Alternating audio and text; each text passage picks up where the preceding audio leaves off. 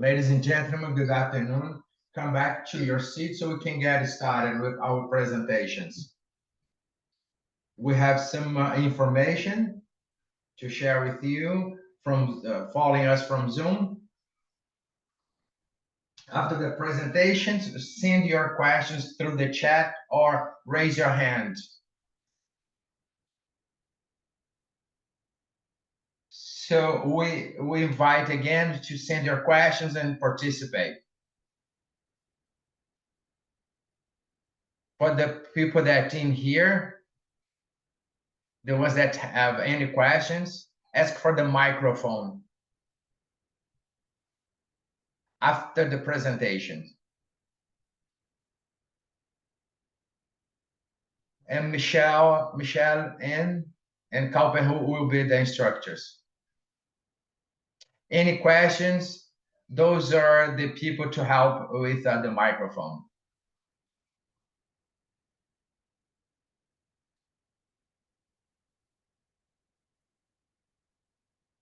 If anyone doesn't feel good, they can talk to, we have a doctor here.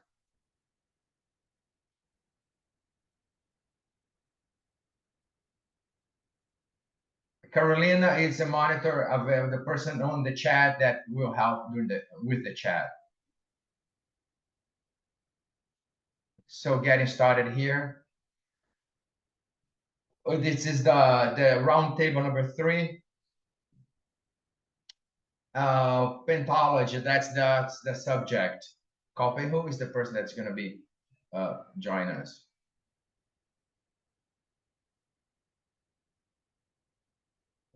She's from Foz do Iguaçu, graduated from administration, volunteer since 2013, verbet writer, and instructor since 2015.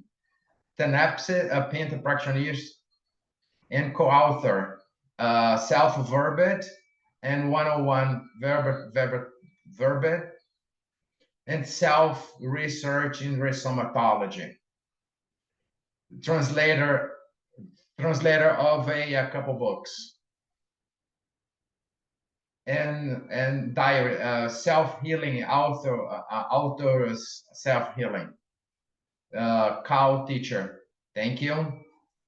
So we're gonna get started. Round table number 3. And we're gonna invite the authors. First one, Adriana Lopez. She's graduated in a civil engineering, psychologist, specialization in systems analysis and psychology. Master degree in the borders. She's from Rio, lives in Foz do Iguaçu since 2003. Volunteer since 1995. Instructor since 1999. Penta practitioner since 2002. Epicon since 2010. Several books, verbets, and chapters in books. Author of a book.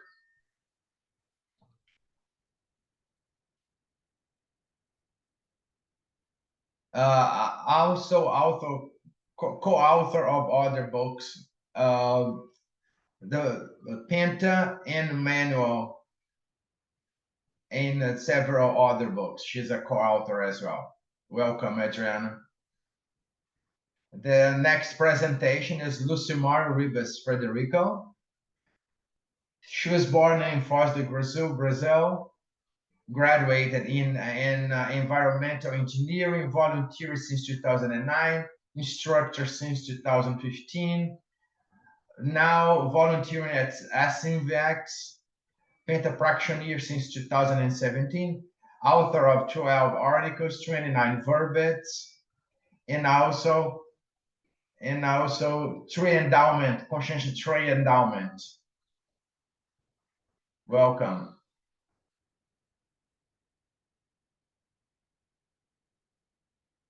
Igor Martins, also invited to the table. Born in Rio de Janeiro, Now lives in Foz do Iguaçu, graduated in mechanical engineering, volunteer since 2014, also at ASINVAX. Instructor since 2014, Penta practitioner since 2015, wrote 10 articles and 20 verbets, co-author of 101 auto verbets, self-verbets. And the last one, and online, Sonia Denise is gonna join us. She's a psychologist, master in psychology, specialized in cognitive therapy. Student, also a law student, Penta practitioner since 2013, and also volunteer on the Tenepsology Invisible College.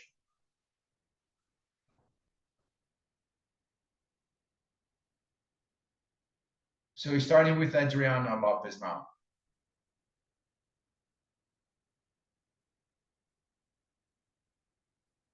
Good afternoon, everybody. It's a pleasure to be here.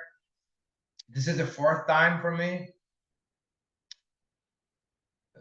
Very interesting. The first one was in 2010, and I talked the Penta as the foundation. One of the things it is what helped me was to start doing the Penta. So 14 years after, I still continue to see a Penta as the foundation from sustaining and the leadership sustaining in the multidimensional assistance. Learnings from Tenepes, lessons from Penta.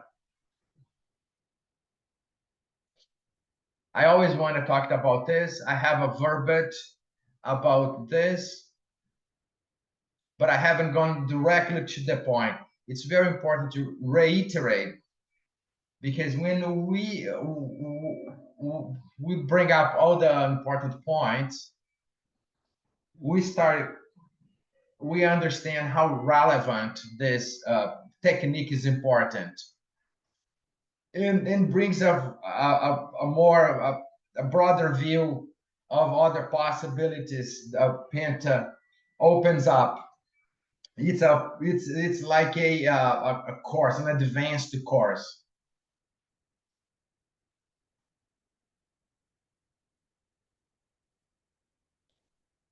Learning obtained from the accumulation of experiences in daily Penta tasks, notably in, this is what I think is the most important one, perceptibility, helpability, self-evolutivity, and multidimensional assistance, with evolutionary and cosmoethical focus. That makes the entire difference, especially with the last one, the multidimensional assistance. So 2 sentences from Professor Waldo. The Penta technique is the permanent, practical, postgraduate course of a conscientiologist. So to me, the word permanent is very important. It's for the entire life. We can always learn more. We're just gonna get better and better. We're just starting to understand how big and important Penta is. And the second phase, I think a lot about this evolutivity. Consciential evolution is accelerated by the intermissive course. In the extra physicality in a Penta is intraphysicality. This is very serious. Intermissive course. So I was trying to correlate in terms of the res. I had the opportunity to do residency in the psychology field, and so in the health industry, you do residency, and I started to think more about this, because the intermissive course, we have practice and theory as well. We went through several recyclings, so we changed our behavior, how we see the world. but there were some practical activities. So there is a book, the projection, the consciousness projections, chapter 5.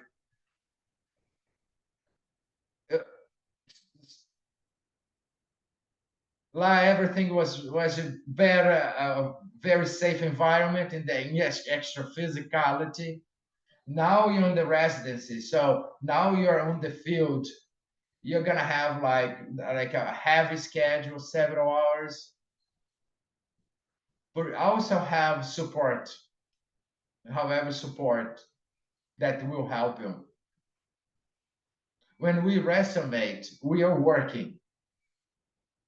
So there is the holothursing, but at what time the Penta is that time we have the opportunity to have the connection with the helpers, our power precedency, and trying to understand this entire assistential process. That's the analogy I started doing about this. Penta is the course dedicated to cosmoethical interassistential parapsychism. So I selected 3 types of lessons. There's many more, but those are the ones that I chose.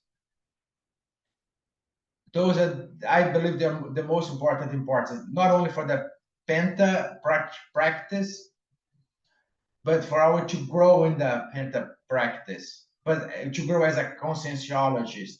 It's multidimensional self-expressiveness, to existential paraphenomenality, the number of extrapolations to paraphenomena we experience. Number 3, inspirational receptivity, which is the connection with the helpers. Give more confidence to understand the communication from the helpers. Relevant qualifications for preparation, development, and qualification of Penta and consciential absenteeism. The first one, it is the self-expressivity. So I use an example. There is on the Penta manual, I pick up one of the techniques. So we started to think back what happened, but we have some surprises. For example, some daily situations that we see that things were not going well, and then you exercise energy and things change, becomes better. And another situation comes up. So then we started to think the repercussions of a daily contacts, what's gonna show up on our Penta, maybe something that hasn't been really addressed. And then we can do a diagnosis of what happened. Why my perception was not that great or failed during the Penta? I could have helped more or had a better performance. That's the opportunity to self-learning. What are the things that we learn? The efficacy of simas and syndemias, the assimilations and the assimilations.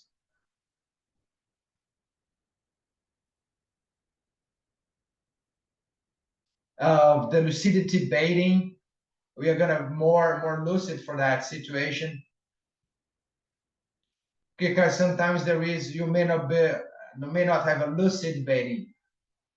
What happened on that situation that I didn't see? So we learn more and more, and the helpability, the signaling from the helpers even during the day. What happened? This can come up when we started to think about our 24-hour day and see what happened. The level of hyper acuity, perceiving and evaluating multidimensional situations.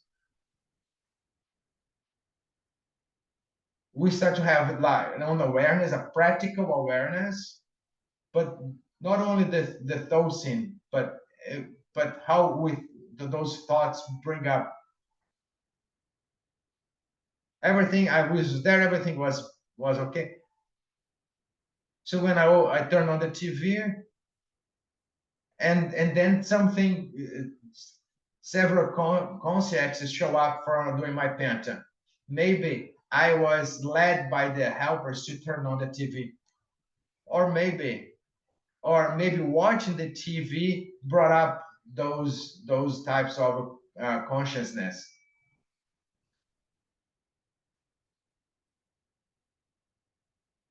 So all of this have repercussions, and the self and the self study, self improvement in our behavior can bring closer or push away the helpers. It's very practical to help to think about this. And the second lesson, parapsychic paraphenomena and the famous extrapolationisms in the paraphenomena.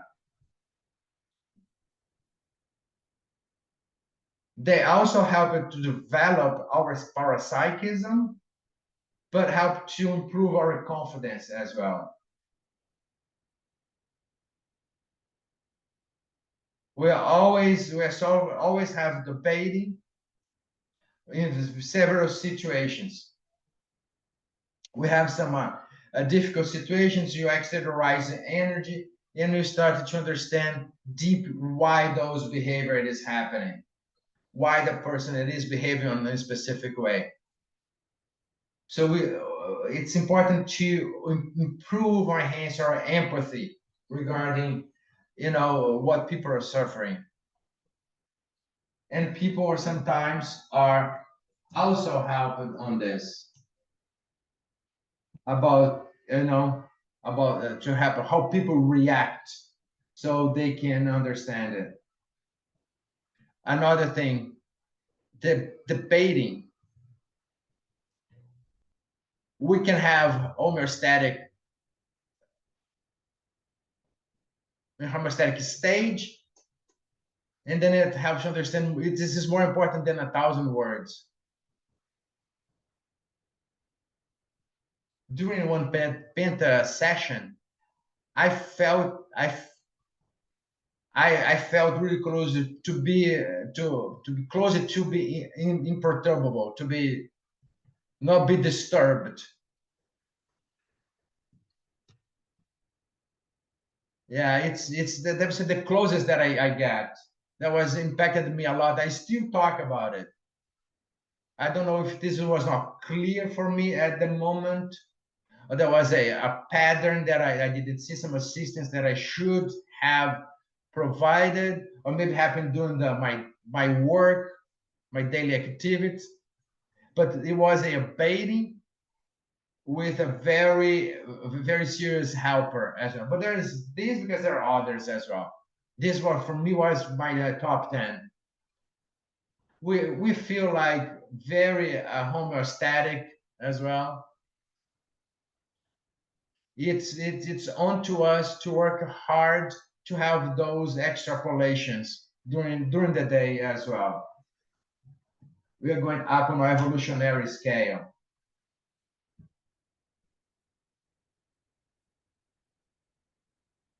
The clairvoyance, the intersubstantial clairvoyance as well. Yeah.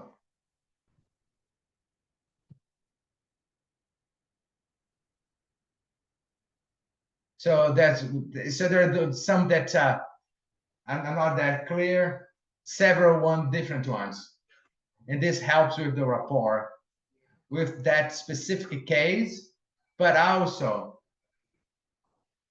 what's the demand coming up.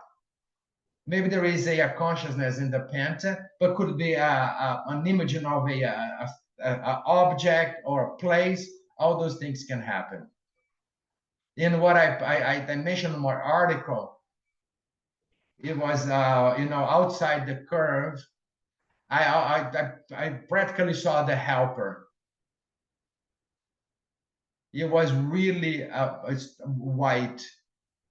He was, he was, and he was I got a little scared about the situation. When I open up my eyes, I see on my right side, so this is like a full body. That was enough for me. So I lose the yeah. So let's perform better the next time. What was happening there? I don't know. It wasn't the helper, or maybe another helper. We are gonna learn with the time. And the LP, the lucid projectability, as during the penta practice, when we are donating energy. I provided a case. I like to cite a case during the pandemic. I started having a lot of lucid projections as well. We are brought up to donate energy. They are there. If we are not lucid enough, there was one that was very important to me. I was going through like an intensive unit, and I was going behind the beds, and actually, yeah, but yeah, so those, beds in the hospital.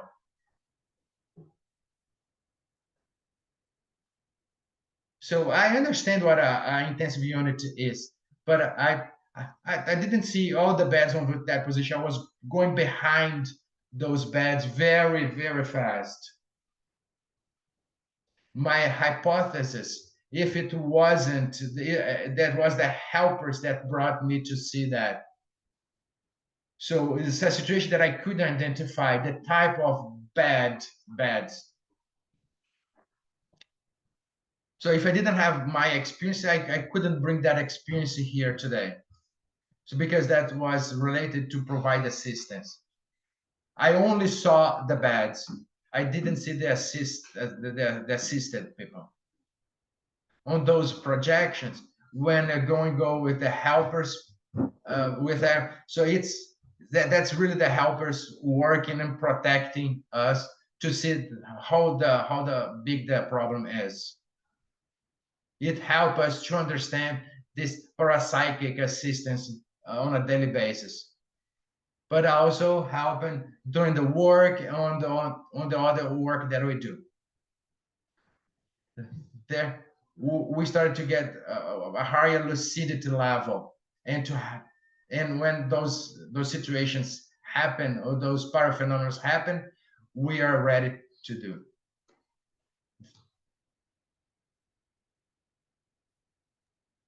The inspirational receptive, and it fundaments the epicentrism, the interaction with the helpers, and Penta is very strong in that. And this paracommunication is proved from the results. Sometimes we don't have the feedback, but sometimes they come. And with this, we can see the situation. So we can realize more the assistance. Sometimes it's not even just the assistance. Sometimes it's the comprehension of the situation. And from there, we start to understand better a certain context, a certain situation that we are available to help. So I put here three examples. One is donation. So it can be something very simple like donating an object. I was thinking about donating an object, and I thought about it during Penta. And then all of a sudden the image of the person came in front of me. So I thought, and then I realized that the person who had been already chosen. So we don't actually know how it actually happens. I wasn't even thinking about the person before that. And the word eclipse is, and I was trying to write because when the person decimates, sometimes we still feel their energy. They are still here. But then I started to realize that at some point that person vanished, their energy vanished. And then I started to reflect about it and read about it. And it's like the person is now preparing to resonate. And that person, when they are preparing to be born, like Dr. Waldo used to say, because of the condition that happens with our self-perceptions, when we resonate, not even the intruders can find us. So I realized that I couldn't find that energy anymore. And then during Penta, I thought about it, and then the word eclipse came to me. And in the article, I put that it is a temporary disappearance of the person that used to go to certain places. So temporarily, that person will disappear for a while. So I think that the name is very appropriate. And it proved to me that it was an inspiration, because where would I get the name from? And the other one is the ignorance ignored. So this is another verbete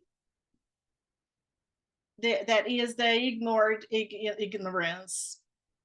So it was a context when I was throwing energy to a certain context, and then this name came to me, and then I realized that it was a diagnosis of that situation. So this helps us understand how the helpers act, and also how, in order to have an inspiration, we have to actually work for it. Benefits of Penta. I think that the majority of you here already go through this. The more we learn, the more self-evolving benefits we have. For the assisted, of course, the more the Penta practitioner evolves, the more efficient the assistance provided. And for humanity and para-humanity, the same. The more Penta progresses, the more it adds contribution to the work of interexistential multidimensional maxim mechanism. And here to finish, I brought this sentence by Dr. Waldo. I don't remember having this experience, but from a Penta session to life. I know that Penta has helped me a lot, but I don't know yet the percentage of help that I've been having. I know that Penta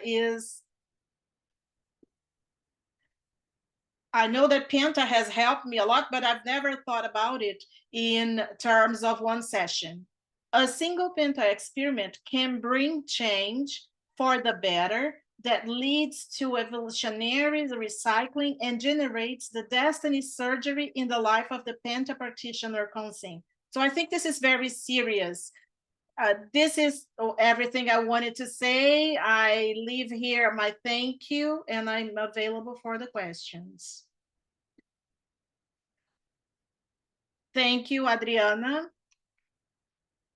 Now we are going to Lucimara and Igor Martins with the topic Pentalogical Singularity, Evolutionary Booster of Invexes.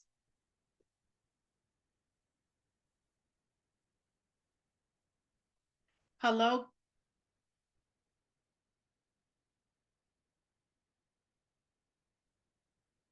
I'd like to first of all say something a little bit about our experience of writing together. We were actually talking the other day. Yes, when we started to think about what we were going to write together, we've been friends for a long time. Then we decided to accept the challenge of writing together about Penta.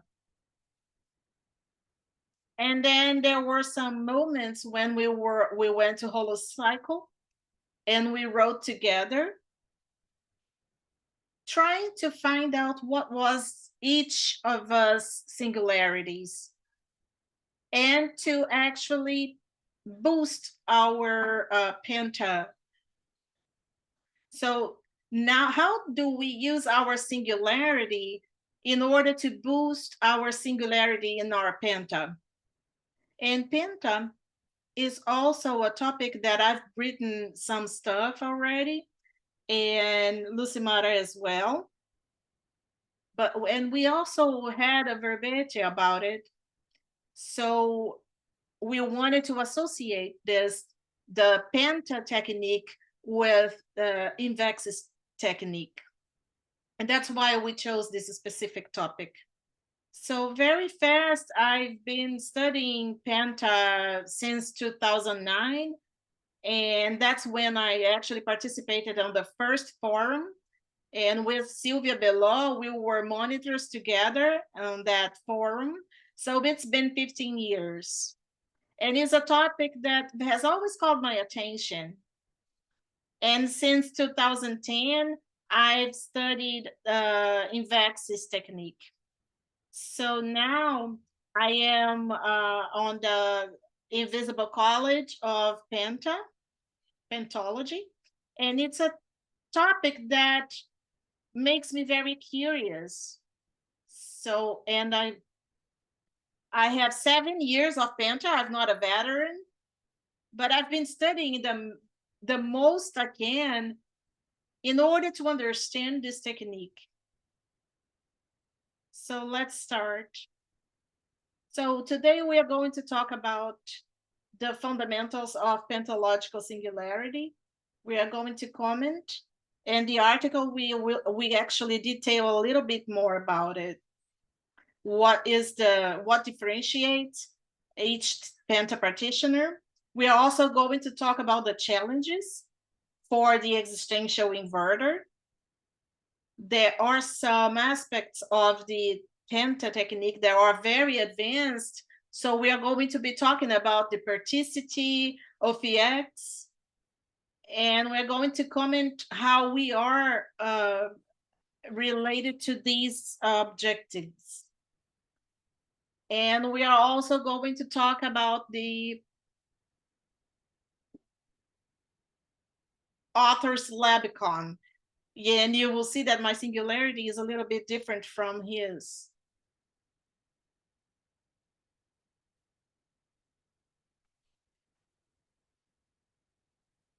So we talked about our reflections already.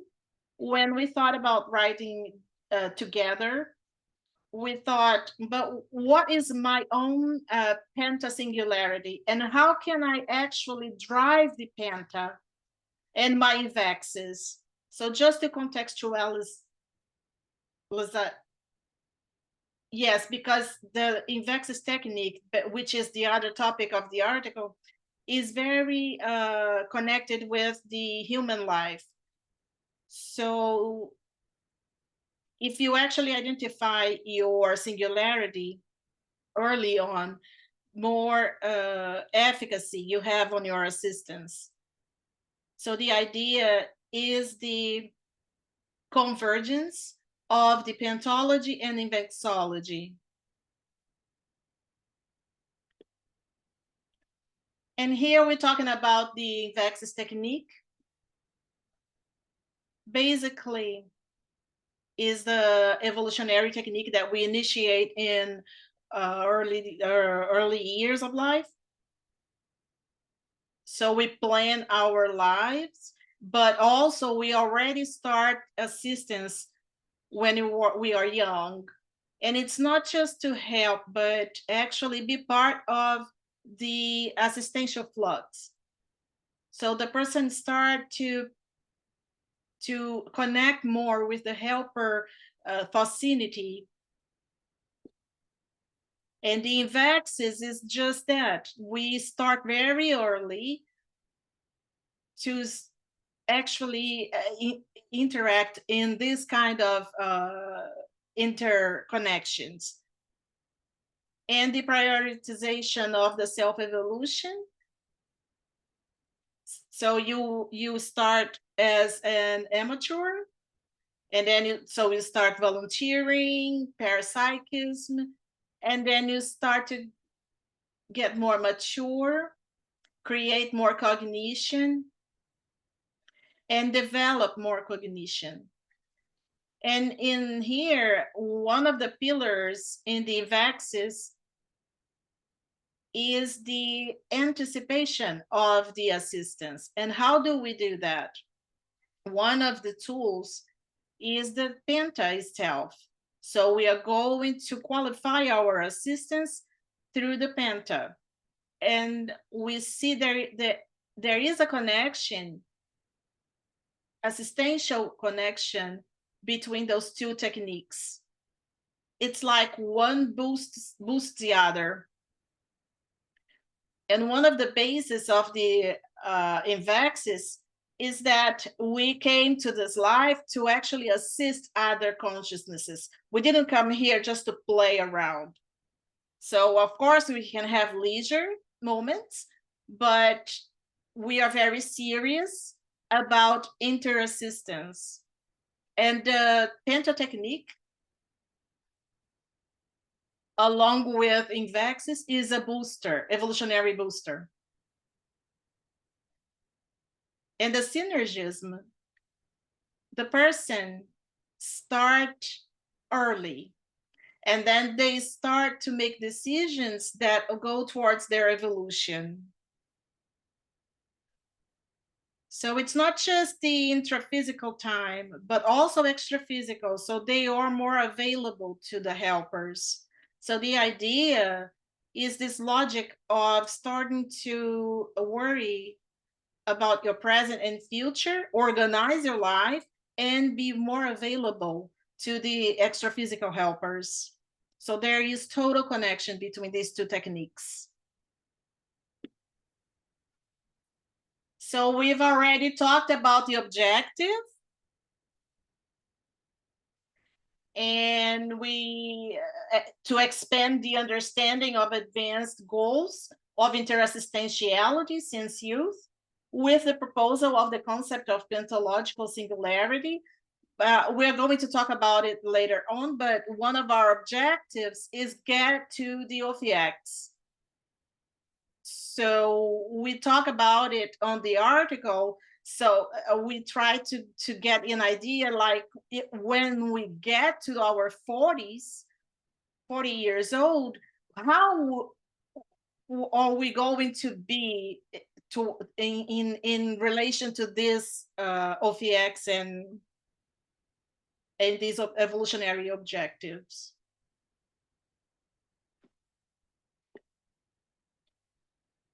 And the singularity, just to explain a little bit what singularity is, it refers to something or someone that has the characteristic of being unique and distinct from others. What is my differential as a penta practitioner and as an inverter? So we brought this topic in order to understand what it is to be singular. So each person is unique. Each consciousness has their own differential. So even though sometimes we're similar, for instance, the color of the hair, color of the eyes, we actually manifest differently in a unique way. Even our strong traits, sometimes they are similar to others, but the way we manifest them is different. So sometimes the person is more connected with communication. The other times the person is more connected to writing.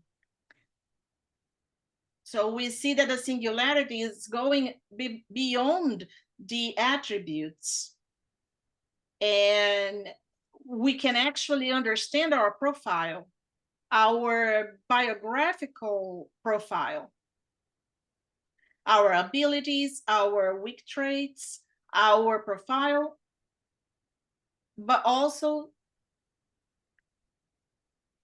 our performance as a whole. in order to do assistance.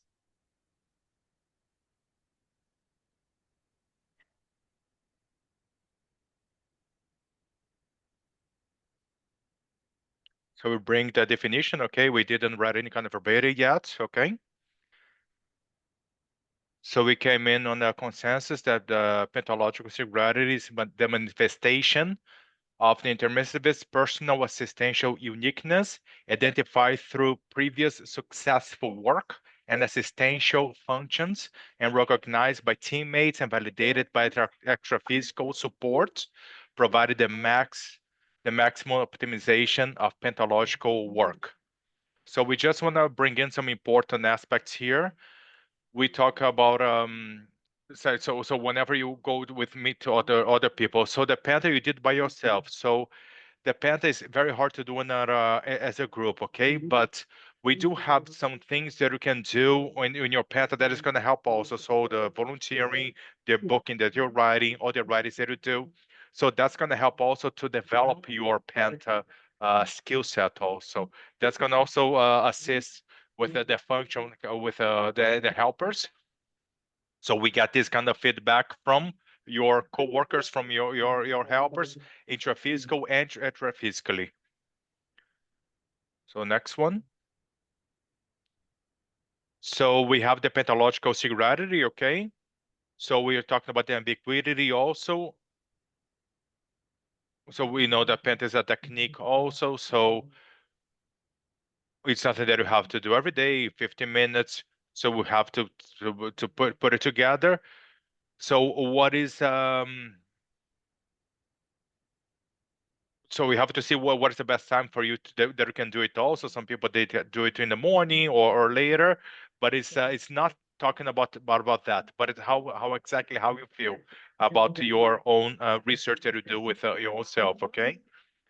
But this your development also, your parapsychiatric phenomenon also, it needs to be together with that too, okay? So we have to see that the difference there between what you know about yourself and what you go with in the environment too. So we are going to talk a little bit about the penta responsibility, okay? So the deification of the pentalogical singularity implies responsibility as it facilitates the pursuit of the challenging goals proposed by existential inversion by the achieved middle age, okay? So we spoke about that in the beginning, the Invexis technique. We have some goals.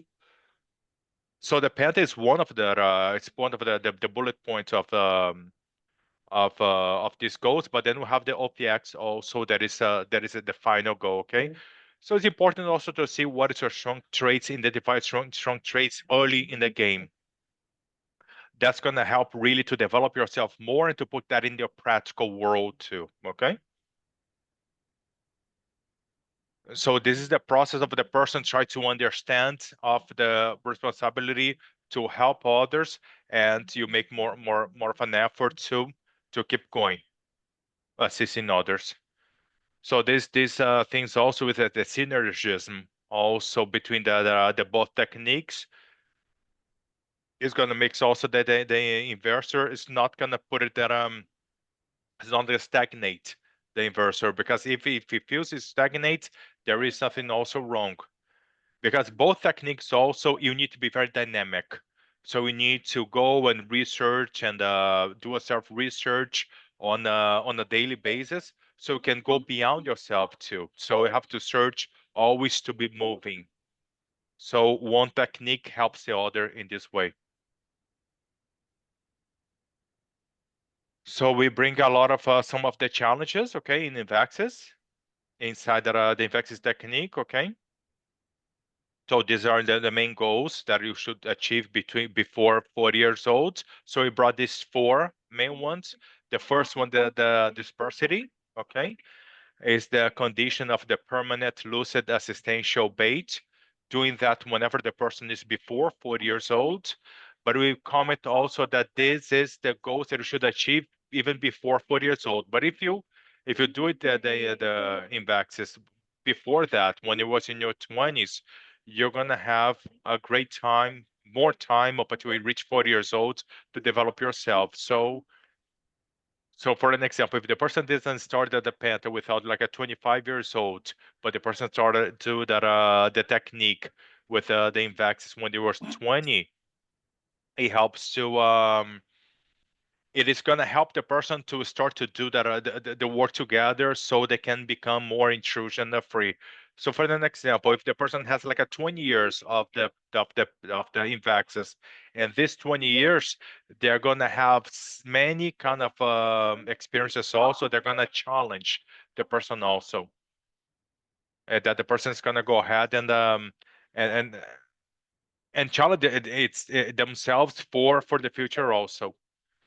And this is going to help the person to develop to achieve that the dispersity, so the person doesn't like get intrusion in an easy way and so on.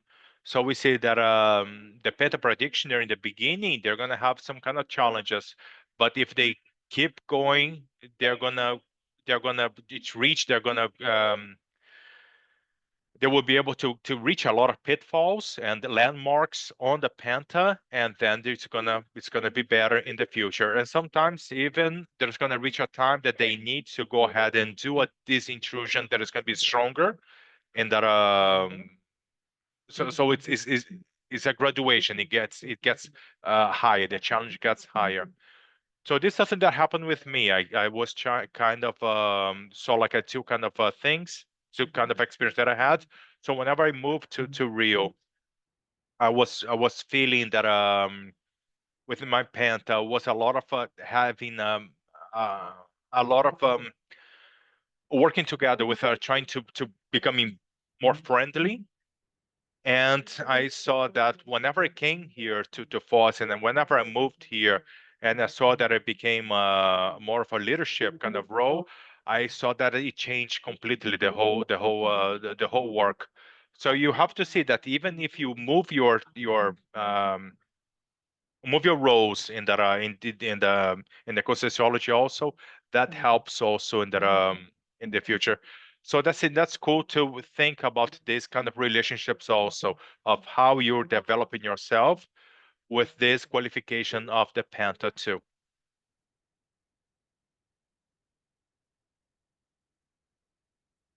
So it's a very practical kind of word also. You have to learn on the day-to-day basis. Okay. So you have to learn, and you become more consistent also with time too. Another thing also, the self-projectability also, in a lucid way, the out-of-body experiences. So you know that whenever you become that the OPX, the inverser in the beginning, it becomes like having developed like a techniques, so they can go ahead and go ahead and leave the body, so they can have that more of we can develop themselves more. So you have to see that the OBE, and whenever the person has OB with more on a weekly basis and so on, you can see that the person, it is more substantial too. So we do have that we do have the connection between the OB and the becoming a prediction. So whenever the person starts to do that, his entire process starts to be more astrophysical. Okay. So whenever even like in one of the tertulias that we had, we saw that what was the most important technique also to develop to look forward. So they saw that they could start it, that the invectives from early in their life all the way later, but then the person reaches a time that whenever they see that the penta becomes a very, very important. So it's like when the person is like a shift gears from the more intraphysical to a more extraphysical kind of help. And we see that this point of this having more out-of-body experiences, it helps for the person to have more of this work. So the last one have the pre-intermissiology, okay, the prolonged intermission too. So the person is developing themselves through their existential program they start to have this olotocine with having more interactions with extra physically with intruders and the physical helpers. The person's going to have to is going to help them for the future lives too. So this is something that's very serious also to think of what this what is the correlation between these two techniques also.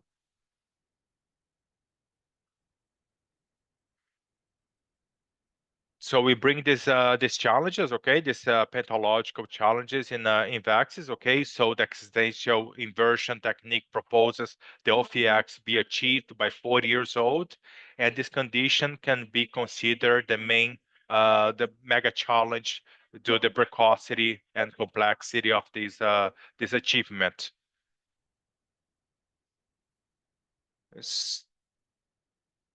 So for an example, time matters over there. So you're going to have like a many kind of challenges that you're going to have that is going to make yourself better to reach that final goal of having OFX. So to reach that goal, you're going to go through many challenges, like having the Penta after 20 years of doing the daily goal. There's all the aspects of the autobiotic existence, the OBE. So this is something that is very common that the penta practitioner is gonna reach that point of the intrusion free.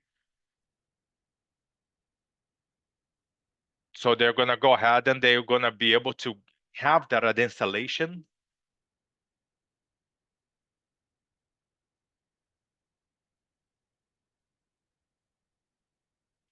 So the person's not gonna the person reaching their life and having more of a day-to-day basis, they can reach that 40 years old and to achieve that the person.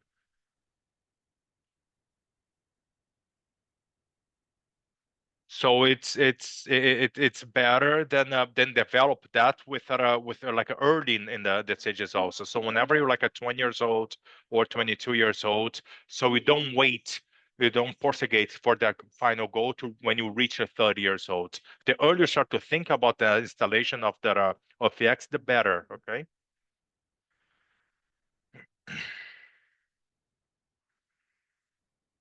So talking about the optimization also, okay. So in the Vaxis technique, okay, provides the early organization of the intraphysical life, okay, and this cosmoethical convergence of self efforts, okay. So becoming more with a polycarbonate tube. So the person's gonna develop with that.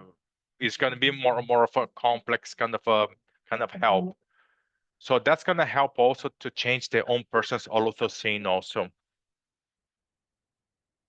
Another thing also that is important whenever you do both techniques are for the entire life. So you're not gonna start the Invexis technique and then think yourself to do it just for like a short period of time. You have to think about that optimization since your 10 years, but all the way to for the rest of the year, for the rest of their life, even when a person reaches like a 50 or 6 years old. So if you don't even, have a goal to stop that, be a penta practitioner later on. So whenever you have that very clear to yourself, you know that you're going to develop that both techniques in a better way.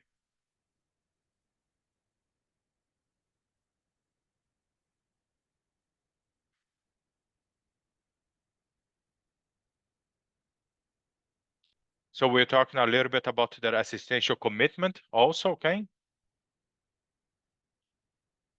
I put I did write that in an article. Okay, so there's more detail on that in the Penta. So in the Penta development, but I see that there's essential commitment of perseverance, mostly with the challenges that you're gonna have are gonna go ahead and sustain yourself with other ones too. So I did find that as an important aspect also, even to stimulate yourself more in that with your own self too.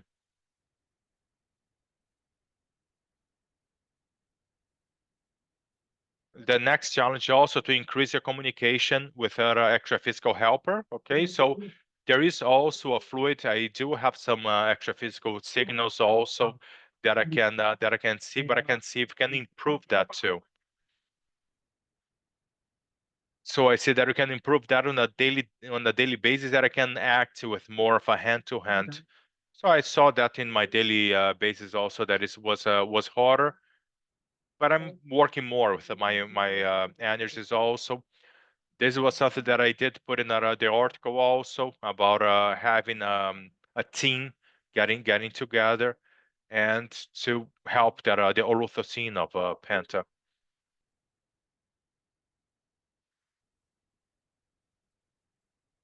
So I did put it together on this article, okay?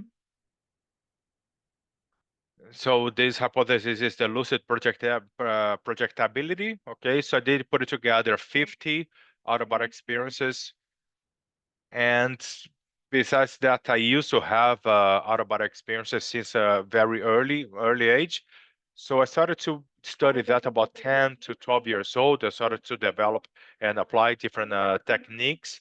So it was very easy process for me. So whenever I started the Penta, I started to have this um, to have these experiences also. So that helped me also to get together with extra physical helpers. So I used to write it down, and that helped me very much to have more to be able to help also. So I did have a lot of out-of-body experiences that is to go to the paratroposphere, and I saw that I had this. It was very easy for me. So I was able to put that together to bring that experience to my Penta also. That helped a lot when develop my Penta. So there's like a 50 out-of-body experiences that I had. It was about like in 7 years. So the average about like 8 out-of-body experiences a year. So this is something that I started to develop more. A few days ago, I developed that the verbati that I had. So I did put in the verbati some of the experience that I have on my Penta. So my next challenge, as I mentioned, was the qualification also to improve, because nowadays I don't have I couldn't like a map everything that I had, but I was able to go ahead and in their article during these 7 years, I was able to put it together 7 psychic phenomena also that I had during the Penta. So if clairvoyant, that I was able to see the hearing. So I had someone in my life that in my family that they had just passed away, and I was able to hear the person in my Penta. So that was very interesting. And I had another help also with babies who had just passed away, and they were together. So I saw that I had to develop myself more to have this kind of phenomena too. So I see that even though I had all these experiences, about 8 on average a year, I can feel that I can have more experiences too.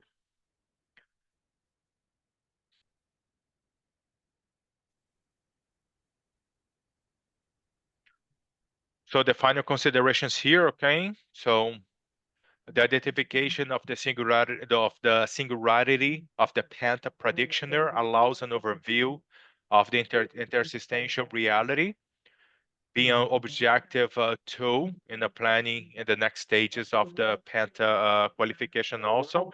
So the more you study yourself, the better you'll be able to get together with the helpers, so we can you can become better in your assistance also.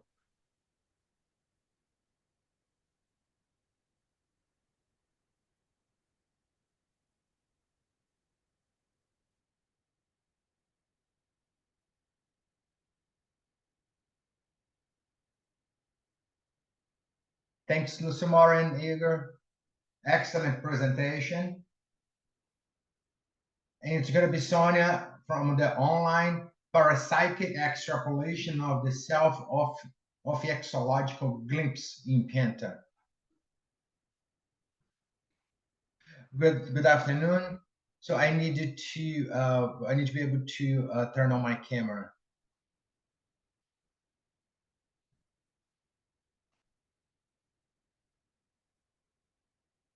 It's you, Sonia.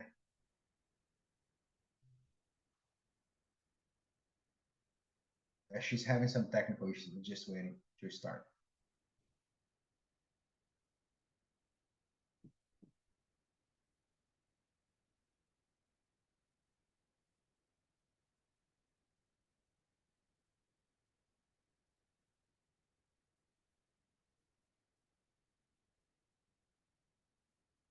Yes, we are on.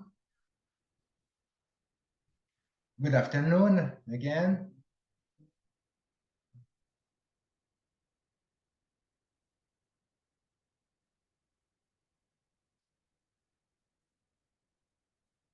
So on my presentation, I'm going to talk a little bit about the parapsychic extrapolation, focus on the glimpse, the self-exological glimpse. I'm going to go a little faster at the beginning because I needed to explain, to give some context to get to my point.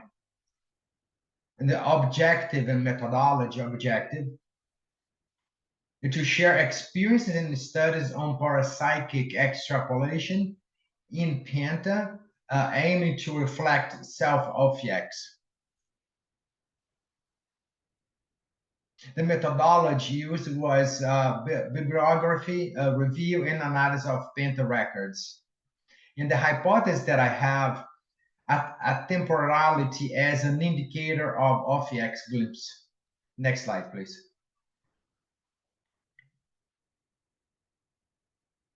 So I bring the stages, Penta stages.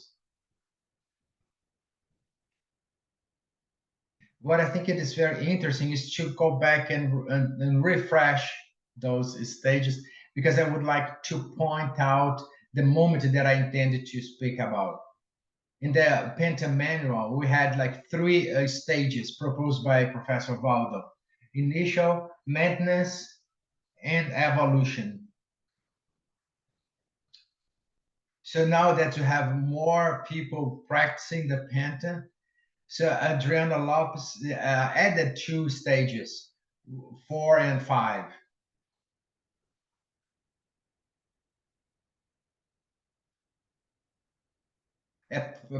Is it pre-Penta, not not pre-OFX?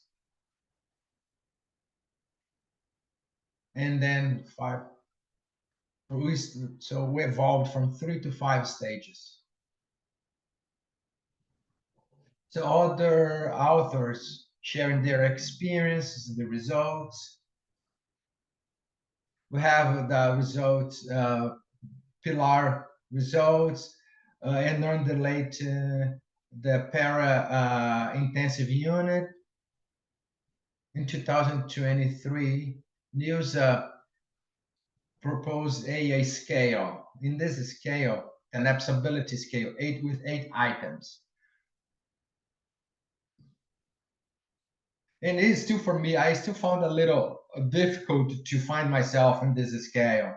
From my self research and studying, and I propose between 7 and 8, I would like to propose a new step, consent pre-OFX.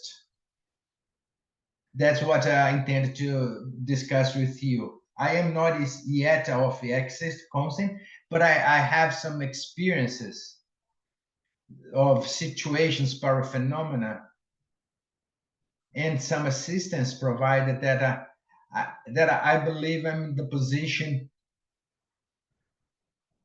to position myself to take this step and offer this intermediate step between 7 and 8. And how did I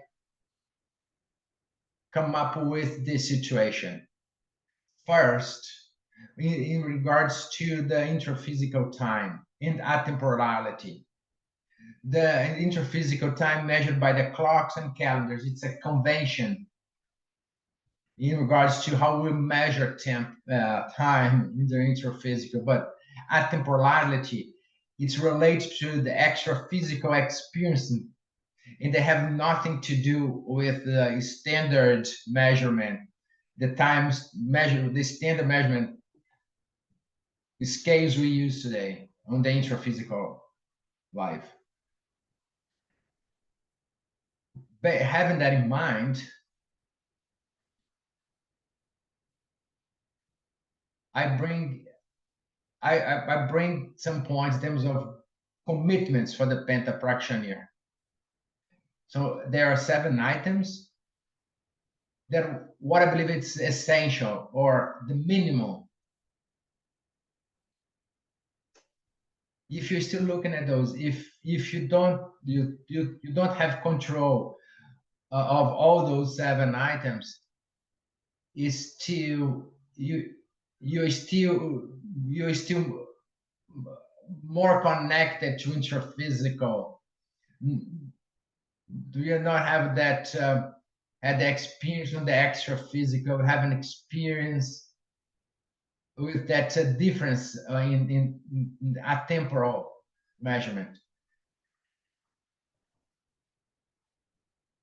So the Penta practitioner needs to be aware of those 7 basic items here. Frequency, it's a daily practice, no interruptions, no vacations. During courses, we hear from students they want to, put aside or stop the Penta during vacation. Penta is not that. When you make the decision to become a Penta practitioner for entire intraphysical life, persistence, consistency despite life's upheavals. So our life is not linear. There's ups and downs, a step forward, 2 steps back, but we need to be consistent, constant, and to continue in despite of the difficulties. In the first adversity, some people opt for not continuing with the Penta practice. Punctuality. The ideal is a fixed schedule for practice. We have that 3-hour window, but it is better if there is a very specific time. If you want to book an appointment, the first thing should come, it is when. And it is which day it's going to be, what time it's going to be. We need that specificity of the time. So we needed to be rigorous in terms of having this fixed schedule to practice the Penta. Predictability. Each activity on its own time. When we act the Penta practice, we must be with the focus there, not think of you're in the Penta practice, but thinking about something else, something that the bills that you need to pay or problems with the family. And every activity in its own time. Prioritization. This should be the most important appointment or commitment in your day or in your life. So I had some situations that I was really close to understand this. The Penta can change your life. I was a few times very close to this. So to me, Penta is a priority. So the routine, self-organization helps a lot the Penta practitioner to avoid self-intrusion. When you go to the very same time with a clear mind, focus on that, being prepared for the daily session. Somaticity. the self-care and holosomatic balance, it's also very important, especially for the penta practitioner. The first thing he needs for the penta practice, it is the soma. Must be in a good condition, lucid, a good balance, exercise, food intake, healthy eating. So the commitment, it is the basic criteria. If any of those items, they're not still under control, so I need to come back and look at them. Because if I don't have those basic items that are foundation, how I can become a more veteran, penta practitioner, even achieve the OFX. I brought this to bring more attention to this. This is the foundation of a penta. And then it comes back the veteran and the self-OFX. I invite you to read the article, because there I can explain more.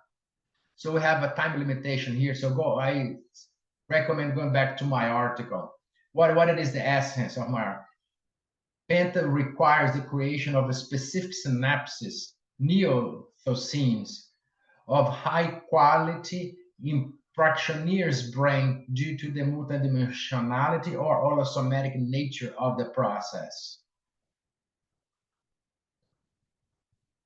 So it is achieved by the self-effort of the practitioner. The practitioner needs to be in this process of continue expanding the self-cognition through intellectual and ergosomatic and maturational development. Professor Aldo brought this citation on the manual, Penta manual, page 62. There is the need to the development of those three factors. And this can be achieved approximately in 2 years. In 2 years, but 2 years could be too little. But this 2-year period of holosomatic improvement, it is the minimum for to fix one of those items. What important here, it's not enough just the deadline. What it is the investment in each of those moments. Some people have a very good understanding the energies, or others with intellectual development, but doesn't develop the energy mobilization. It's important to develop all those important at the same time. It requires a lot from the penta practitioner. So we had very interesting presentation, and people ask it. So can we think to be self-OFXist?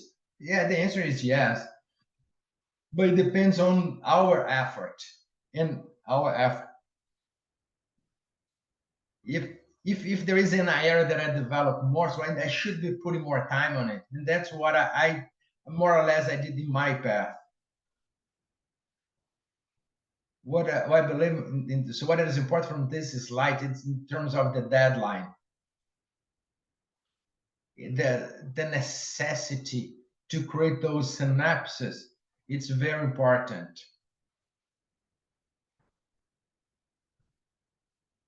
It is not enough to have 20 years to reach OFX.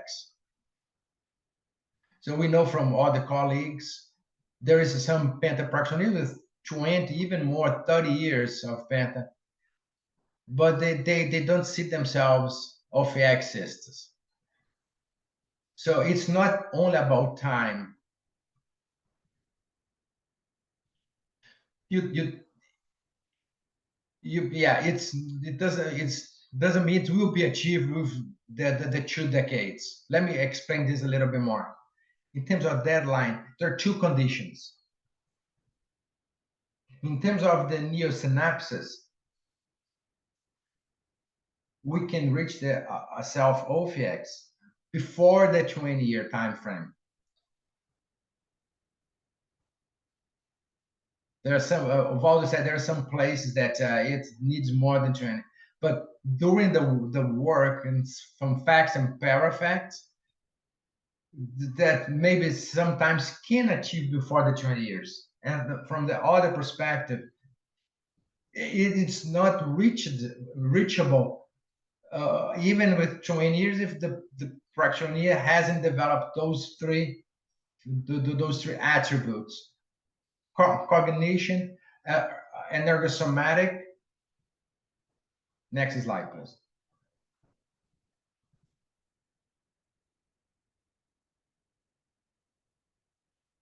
So there is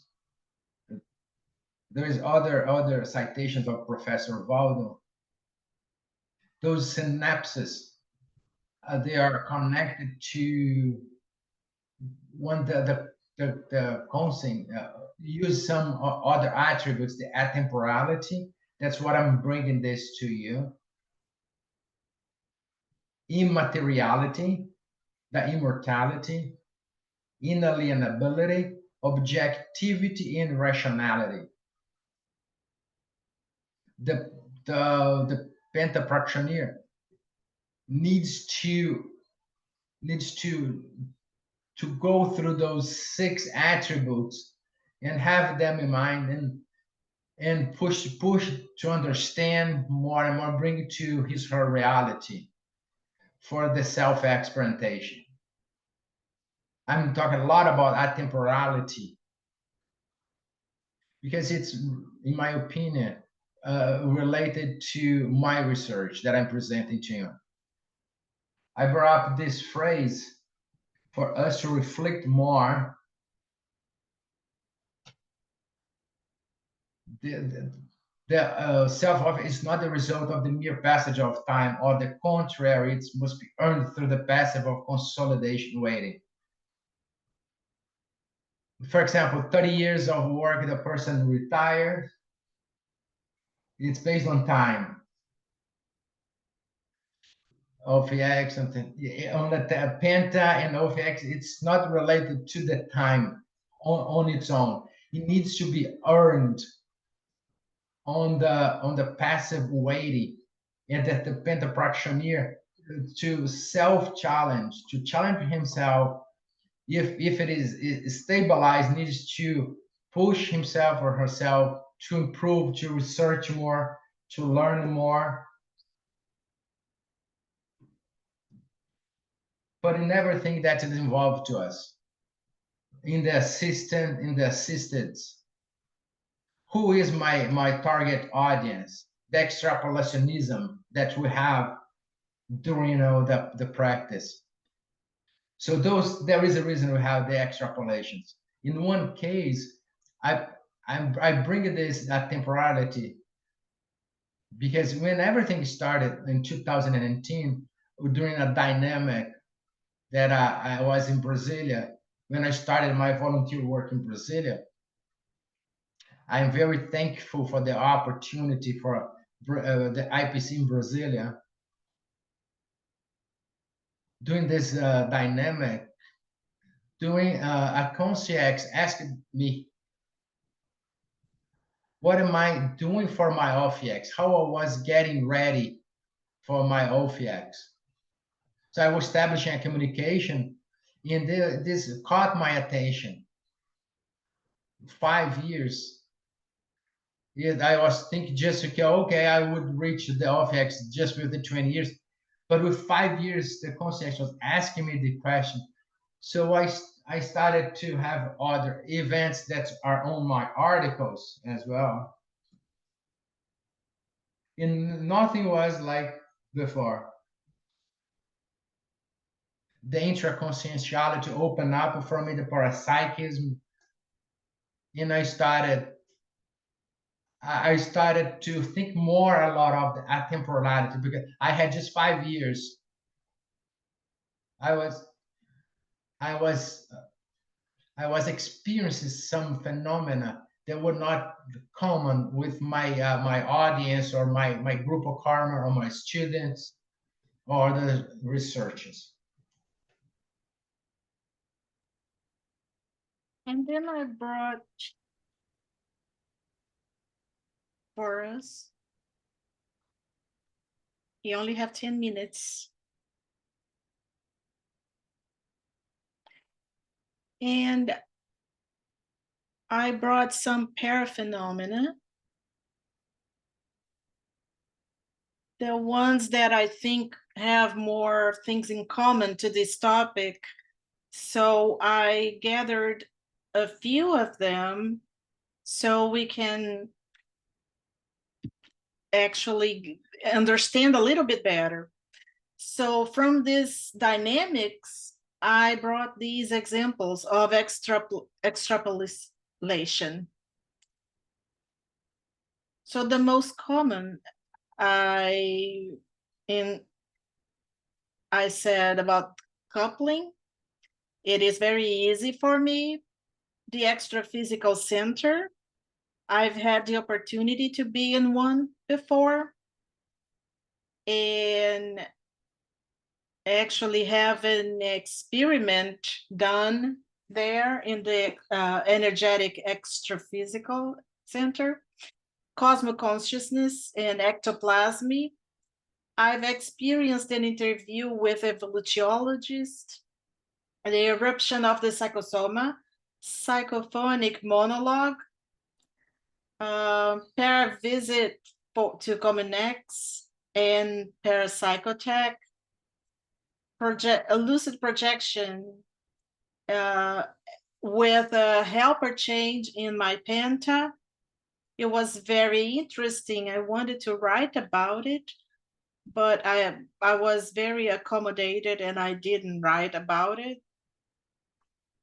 My experience was a lucid experience, and it brought me a lot of learnings, extraphysical rescue and retro OPX, which is one of the items that most impressed me in my journey. And I could actually see myself having an OPX in a past life.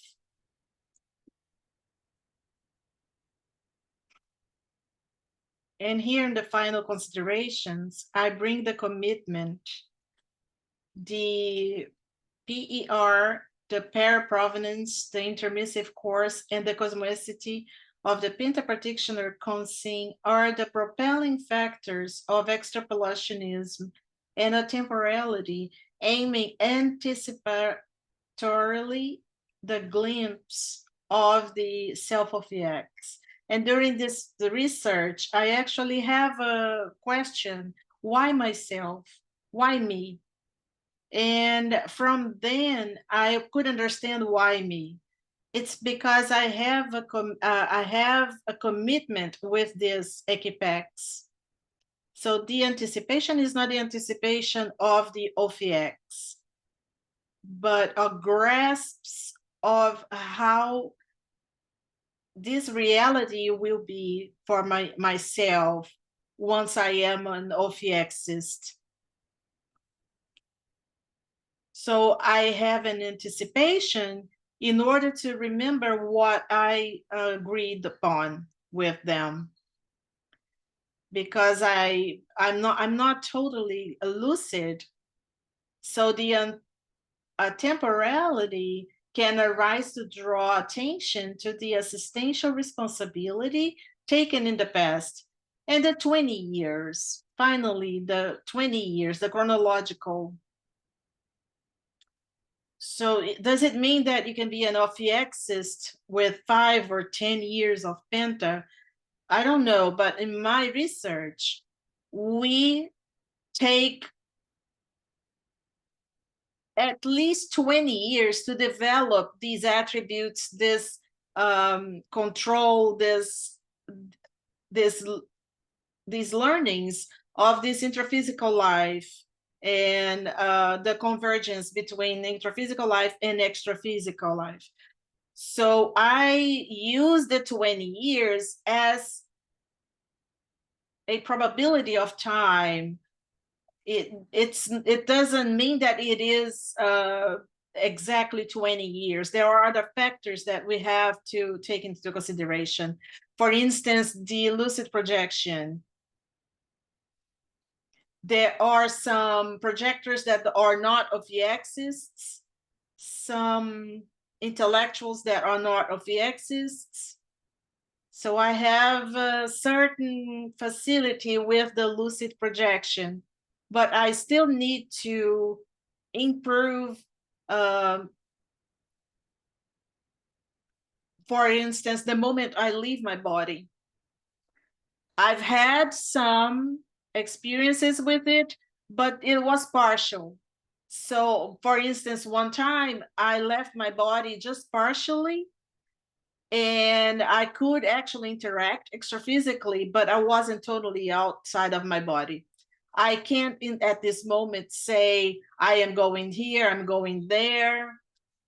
But with the assisted projectability, when the helpers help me, then I can actually do it with more easiness. So I bring here an emphatic phrase. Self of the X is an evolutionary condition to be achieved, and the maximum achievement of the veteran penta-practitioner conscience, committed to the personal energetic task and fraternal mechanism resulting from successful interexistential practice. I think this is the last slide. I appreciate and thank you, everyone. We thank the researcher Sonia Denise. Now we are open for the debate. Who is going to ask a question first? Carol. Congratulations to everyone. And my question is to Lucimar and Martins. You brought this synergy of Penta and Invaxis, and I'm thinking when Valdo brought on the book, the Penta manual, one way to anticipate Penta is applying the Invaxis. And he brings this focus on Invaxis as this opportunity to anticipate Penta. And if we look into the Invaxis technique, we see that several factors in the Invaxis is related to the assistentiality. So it makes me think, and I wanted to know your opinion, if maybe this synergism, this connection between Penta and Invaxis, if it characterizes an interdependence, if maybe Invaxis may have a bigger potential. So like the Invaxis can work better if your Penta is advancing. It's the sum of both of them, the potentiality of both in order to strengthen, or we are not going to be able to reach our 40 years old and have lucid projection. And if we don't build this way, this path, I wanted to know your opinion. Yes, thank you for the question. It is one of the topics that I've researched, the anticipation of Penta. I have a book that is under revision right now about the anticipation of Penta. And in my view, I don't see the Invaxis without the application of the Penta. one of the pillars, as you said, and that we said during our presentation, one of the pillars of the INVEXes is this assistentiality. And the INVEXes technique, the penta is one of the objectives of the inverter, because the penta can potentialize the INVEXes. So if you anticipate penta on your 20s, you can actually anticipate your own maturity, your own advancements. It's different from the inverter that starts penta with 30 years. It's different. So the person that starts penta on their 20s, they all already have more experiences than the one that starts on their 30s. So for the existential inverter, the penta, it goes beyond just an existential technique. So with inverter, one of the premises is anticipate our evolution since our young years. So when are you going to start penta in your executive phase? No, we have to try to start our penta before the 35 years old. So it's like, it's basic for INVEXes. Every existential inverter will have to face it, but they can actually prepare earlier. So they get to a certain age, they already have an existential experience. I don't know if Igor has something to say, but I don't see the existential inverter without applying penta technique. Yes. So you are inverter and you have to at least consider starting the technique. And there is another point that it's common applying the two techniques. And it has to do with the availability to assistentiality. So as we deepen our proaxis, we also deepen our resins. So we open extra-physical windows, we increase our contact with the helpers, and we can actually develop better our resins. So we have this conversion point, which is the basis of what we study in conscienciology. We study conscienciology so we can actually improve evolution. So we have to consider all that as a whole. We plan our lives, and penta, when it's developed, it becomes a second nature to the penta practitioner. So there is this convergence on the multi-dimensional life. When the inverter starts to prepare for penta, they change their lives completely. There are some prerequisites that they will have to anticipate, and there are several challenges that will change the way they actually see even their lives through this bias, this evolutionary bias.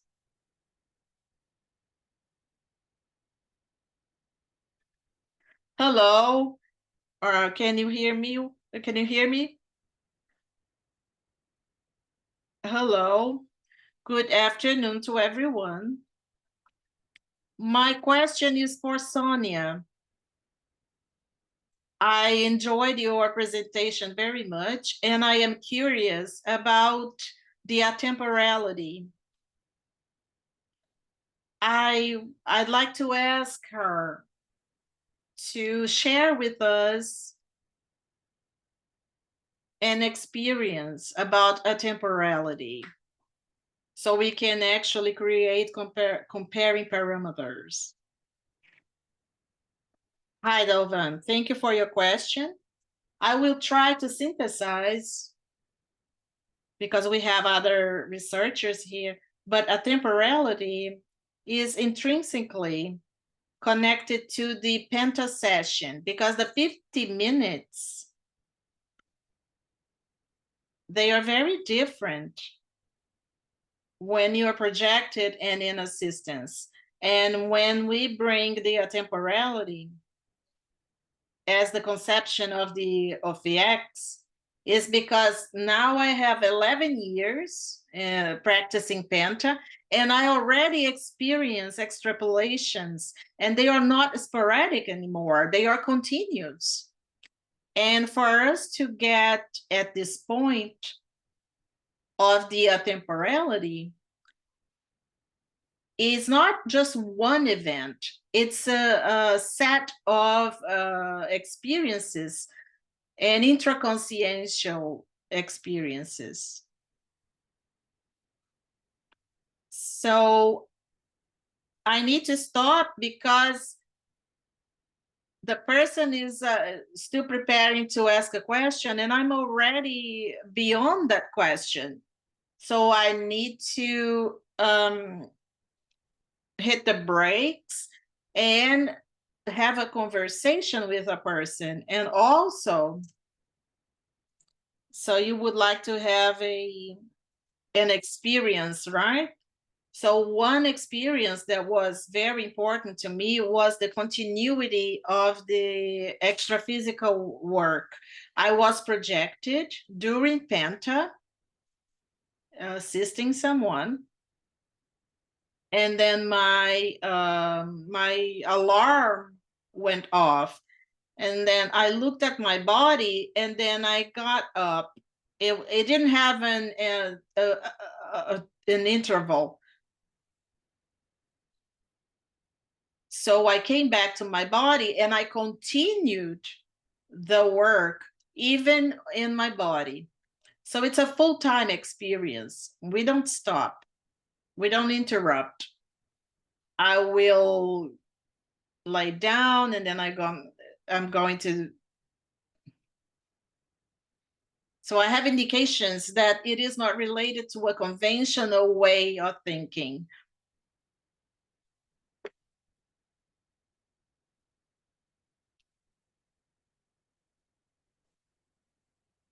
The internet is.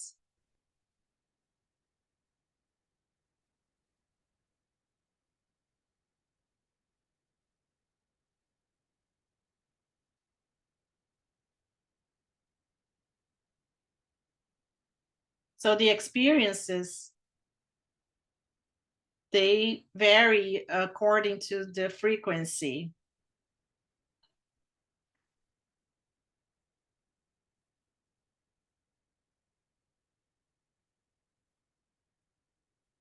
Sonia, your internet's not working. We can't hear you.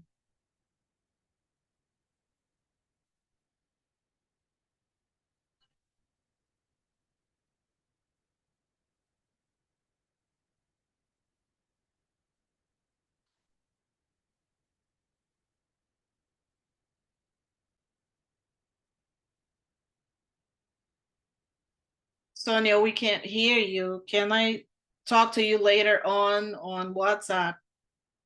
Thank you so much, guys. Next question. It would be for Sonia as well. So let's skip this one and go to a different one. Somebody else, Marina?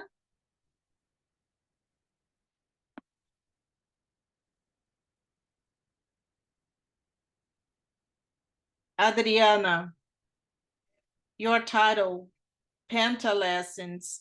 doesn't it create a paradox with learnings? Like we have a daily activities and the Penta can enrich. Can you make a correlation between the daily life and these experiences?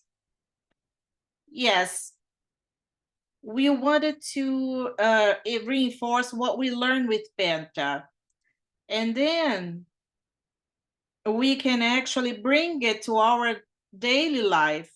But Penta is not separated from the daily life.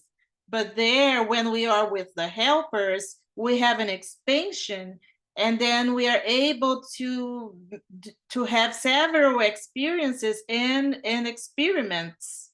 For example, I started talking about the 24 hours. So when we have that 24 hours, we start to give it meaning. We start to understand what happened. I can see things that I didn't see before. This is when we are more relaxed, we are expanded, and then we understand more and well the experiments. When we have all the assimilations, we assimilate in life as well. But there is everything major, a lot bigger. So we can see a deeper learning, and then we can understand the diagnosis more precisely in order to understand better, and along with the helper. I like this title very much because it's about the lessons, this moment with the helper and all these questions. It helps a lot. And I see that you mention it. So thank you very much.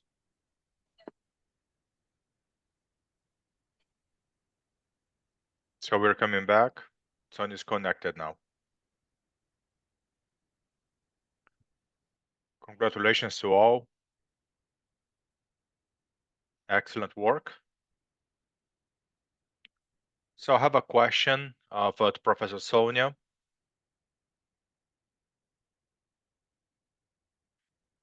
Do you think that these extrapersonalism are part of a great planning of the extra-physical planning for your future OFI-axis? And if you can share some of your extrapolations. So if you can give some examples, mostly with your presence with extra-physical basis of energy.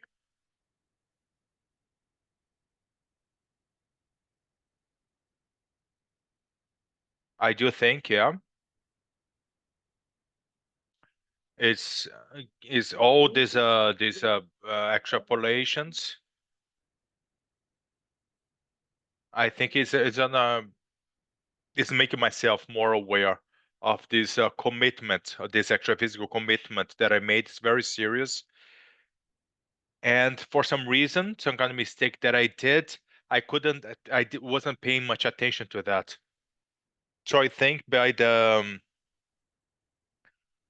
research that I did was something that brought my attentions back to what I was doing. So I was they told me that, okay, you have a limited time here in your physical world. So what are you gonna do? You're gonna believe that without making all these commitments.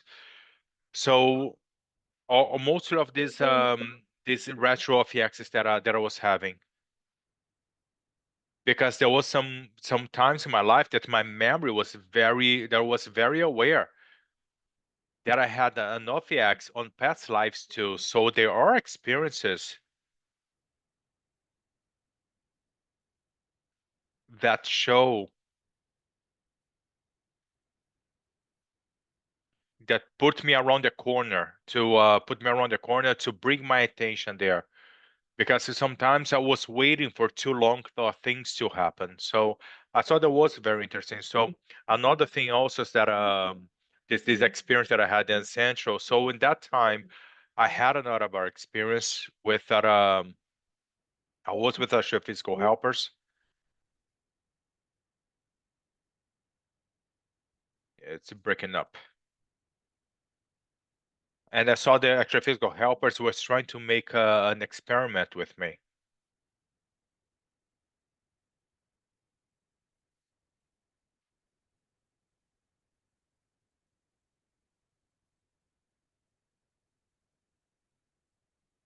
The internet is breaking up.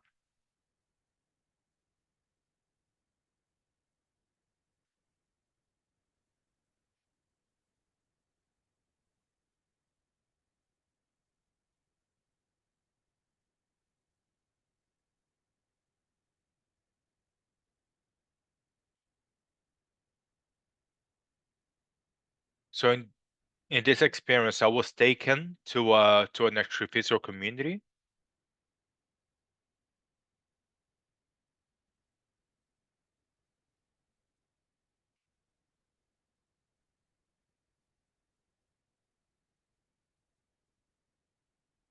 All right, next question. Good afternoon. Congratulations to all.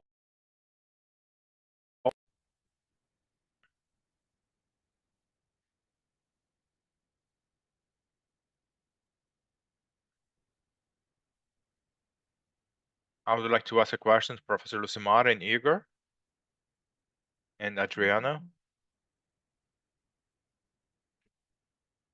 So Adriana, something that I touched very much when you saw that the mistakes that we make on that on the perceptions that we have, that makes a huge difference in our penta. I would like for you to comment on that on capturing these mistakes and what did you do to fix it. So what was important? So whenever I was in the penta and I was completely more my energy field was more loose. So that technique of that 24 hours. So sometimes you go through a situation that I thought, okay, it wasn't something that it created me a problem. So whenever you had a problem during your day, but then you got to a penta and everything was fine. But then sometimes some situation came along and everything was okay, everything was fine. I had a conversation with someone, and that for you to everything was fine, but then it brought to a penta. It can be like that you become like a bait and something that you're trying to be better. Okay, so it's something that why I didn't realize that. So it's something that you have this that you notice that why I didn't realize that. So we start to do a self research. Was I too emotionally involved? So which kind of variable I didn't pay attention to? So I'm showing that it is something that you can learn on the Penta. So because whenever you're more aware of this situation that showed up and it wasn't there, you start to learn more about yourself too. Start to say, okay, what happened to myself? What was I too was I wasn't paying too much attention? So which kind of signals happened that I wasn't aware? So next time I can be more aware of becoming. So in this way. So Igor Lucimaro, congratulations. And I thought it was very interesting the respect that you guys had between each other. That I would like if you guys can. What was the challenges of this group that you had in the group work that you had? I know it's a challenge, but with you guys, the energy between yourself was great. So what brought these synergies, the synergism between you guys? Just like a comment in the beginning, so I know Igor for a good like 10 years now. So we know each other for a long time. So we study of this inversion for a long time. I think one of the things that helped was our friendship and getting together in, on the library that we have, that the Holociclo. So we came here in the CEAEC and we worked together like a writing. So it was about like a 5-6 times. We also created an online document that we used to write, and that And we kept talking about that. So we have that interaction for a long time now. So I think another important aspect also is, so making an analogy here. So in the Penta, you work together with an physical help. You donate your energy. So in a way that you can test how you can work with that with physical help, you can make a connection. You can compare that when you are working with someone else. So that was something that I saw with her together. So that was something that I would agree with what she was saying, that I disagree. So you can compare that work with her that I had with her, then with my extra physical helper also.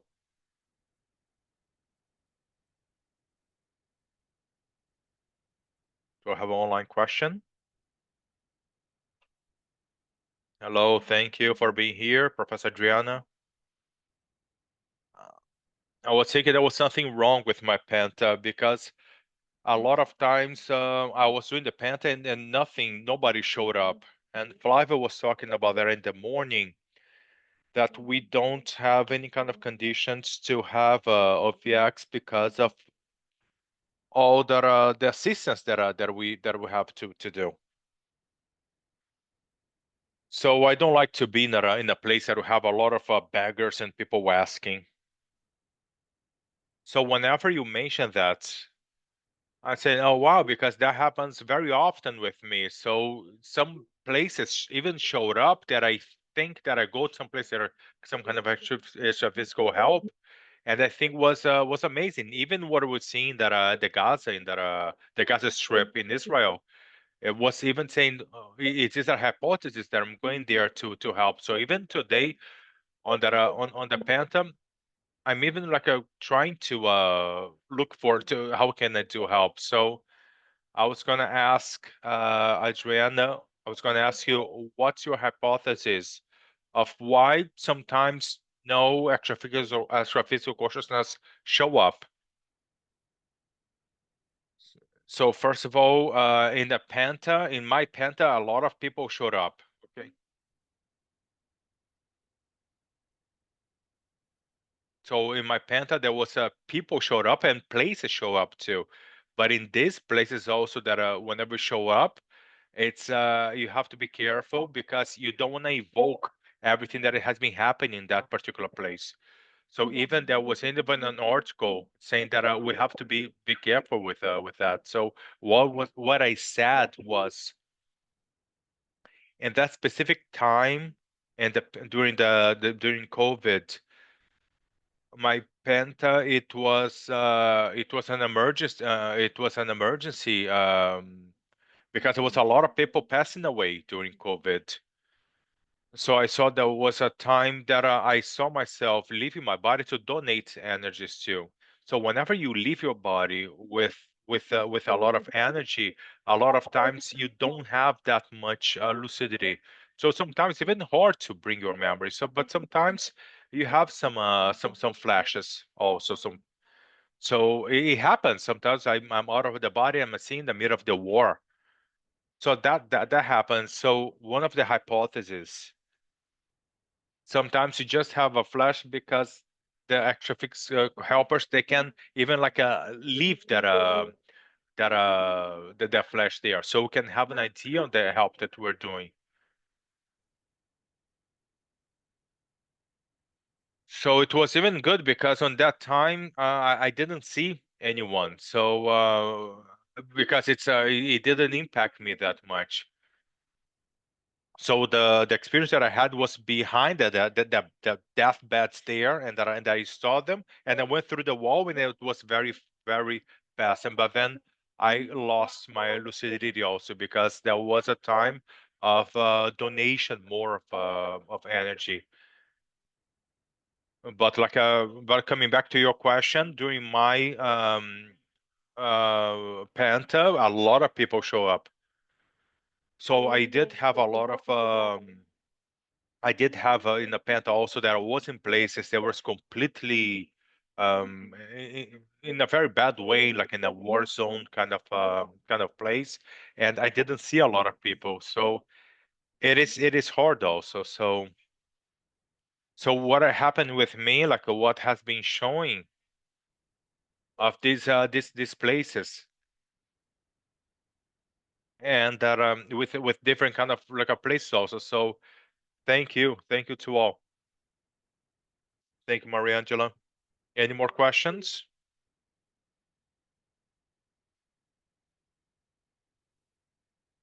We still have 5 more minutes. So I have a question to Igor and Lucimara. I don't remember, so I'm gonna pass the same thing. How did you reach that the identification of that the penta singularity? How can we see that?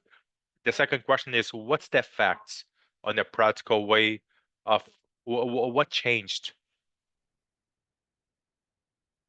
So answer your first question and identify that.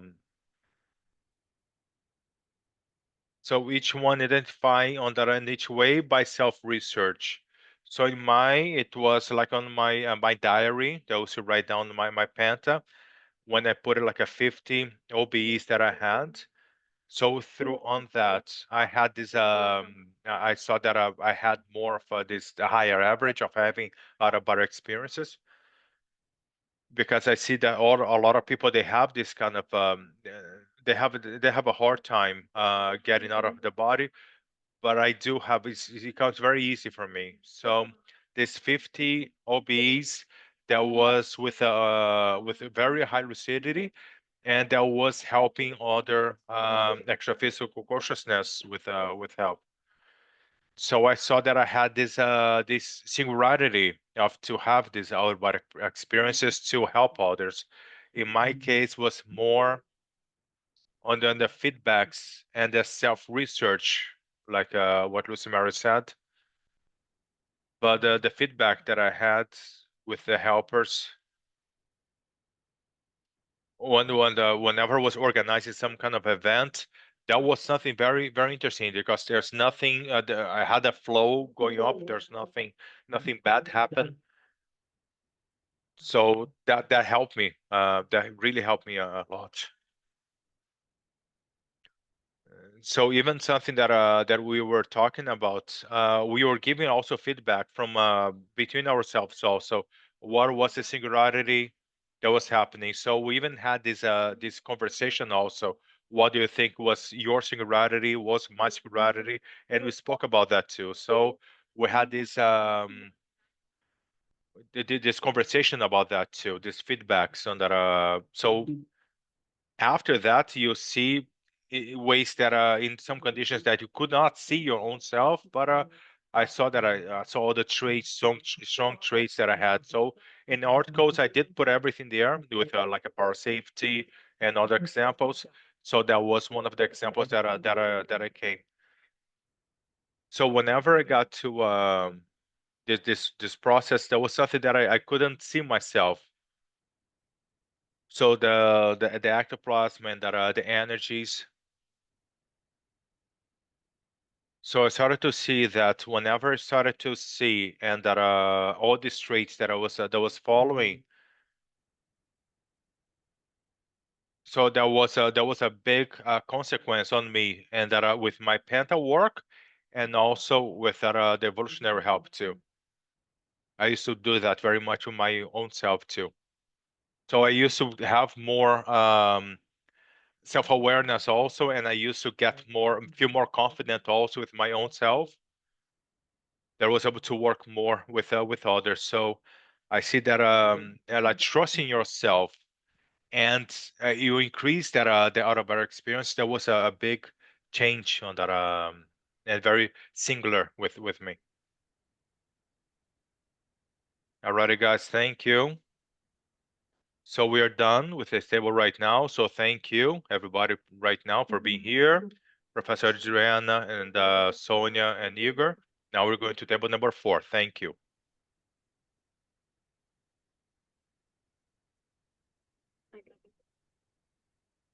We would like to thank all the instructors to be part of this round table.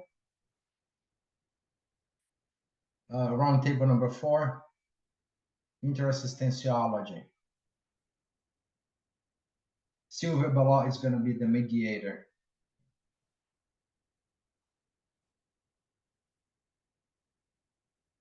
She's Brazilian, from south of Brazil.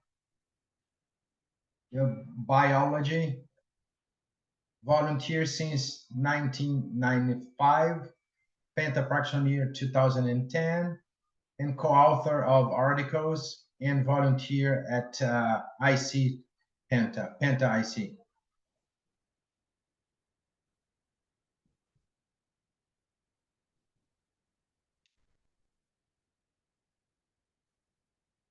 Good afternoon. We're going to start the round table number 4, and we're going to invite the instructors. Roberto Laime.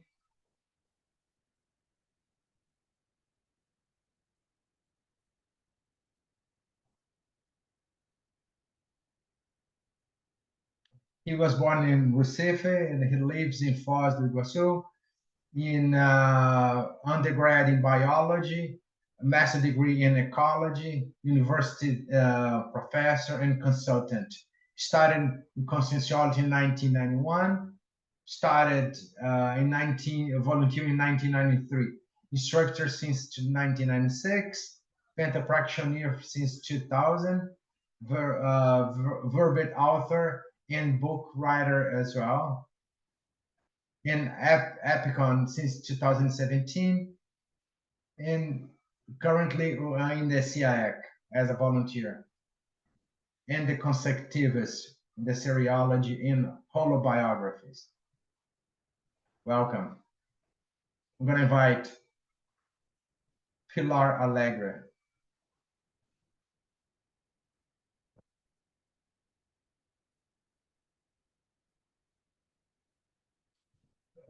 Pilar was born in São Paulo, resides in Foz do Iguaçu, graduated in psychology, specialization in clinic psychology, have access to conscienciology in 1982, volunteer researcher since 1990 in several institutions, IPC, CEAEC, Conscious, Encyclosapiens, and IC, Penta IC. Instructor since 1991, Penta practitioner since 95, consciential therapist since 97.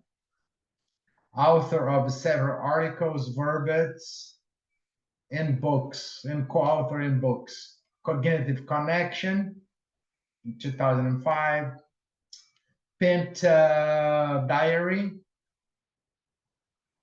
and interdimensional, lucid interdimensional assistance, Penta, another book, and self-verbate in a 101 verbate 2022. Each of them are going to have 30 minutes, and then 30 minutes for questions, Q&A.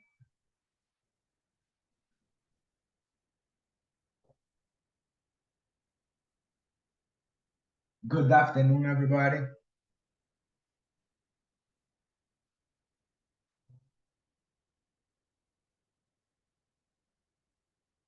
So this is the theme that about my research. I'm going to bring some of my hypotheses and some questions and auto-reflections, self-reflections. With the advancement of the Penta and then towards an OFX. Omnipresential plenitude, how does it started, came up to me. From an interaction that I have with a consciex, from extraterrestrial consciex. And these consciex have a very interesting characteristics and helped me to resignify all my perspective in terms of interassistance. it's sort of like pushing a reset button for me. Since I started to had developed this relationship with this extraterrestrial concepts. And it was in this place here when I was doing a dynamic. If 5 years that I've been having this interexistential practice, and this consistent comes up in the complementarian as well, and sometimes on the penta. Some of the ideas, the definition and synonym, the profile of the conscience, it became a reference for me to push myself to reach a next level. Her characteristics or attributes that's very different from our human characteristics. I actually wrote about a verbet about this. The action dynamics, this advanced existential conduct in questionology. What it is the omnipresential plenitude is I start to put together what I could better explain this. Is a state, it's a multidimensional access related to all somatic access within the relationship with the assistant, from emotional or intellectual connection, depends on the demand. You can read more easily, more complete, to assess more information. If there is an aspect or weak trait, and what's the origin of that weak trait, what it is, the relationship with the time in the intellectual aspects, the somatic as well.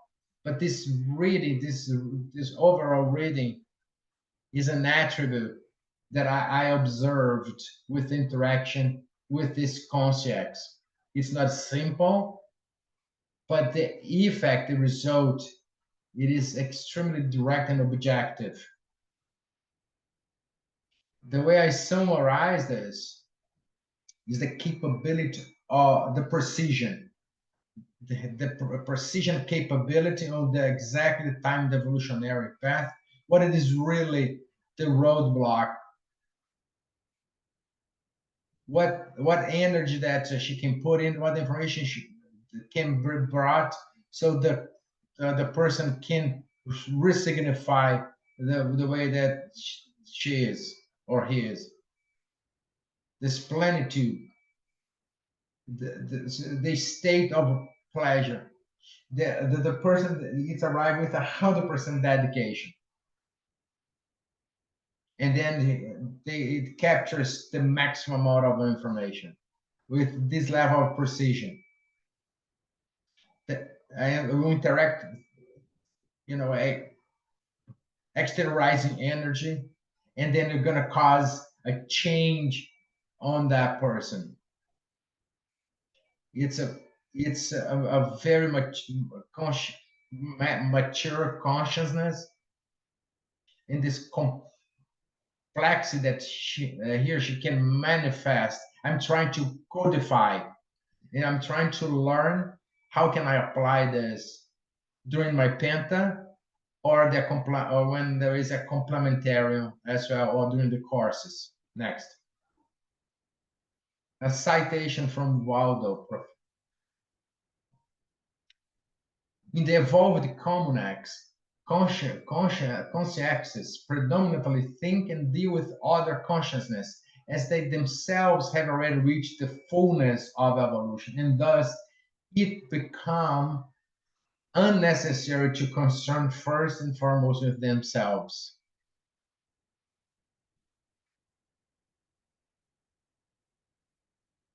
So they're focused on the here and now.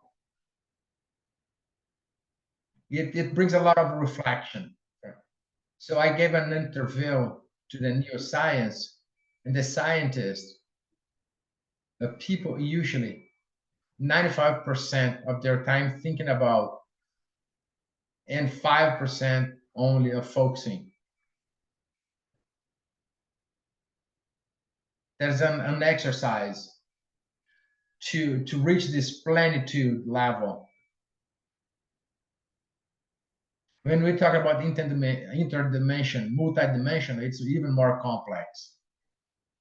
The motivation.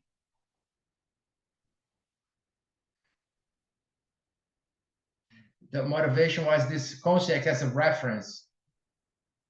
So it was scary at first for me. I had to digest that. So last year I provide that information. There was a recycling process to become more comfortable with those concepts. It's very different. It's very different from the normal. I always thought about I was a very high level of openness, but it was hard for me to accept them as helpers. It was some time necessary for that. The aspects of this context looks something like this.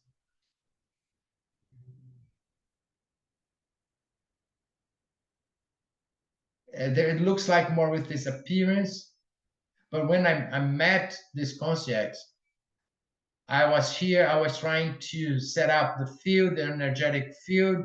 There was some helpers coming, and then at the very end of this place here, the concepts came, and with this unique appearance, with almost 3 meters of height, it already arrived testing and assessing the energetic field.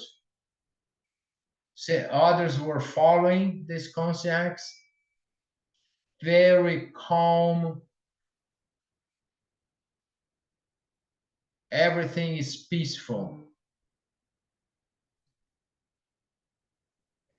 A very acuity level. But the appearance looks like with this. It is the eyes call more attention.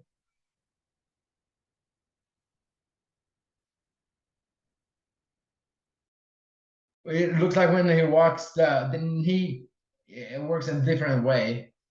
It's not really a knee. It looks like the knee folds backwards. It's how this concept walks. It's a little weird, but it is so much new information in the first contact. So I had other interactions through the complementarian in more telepathy with these concepts. So I put together some of those characteristics. I'm writing another article to try to bring more details about the exercise that I tried to do in those 5 years to describe. There isn't too much reference for that.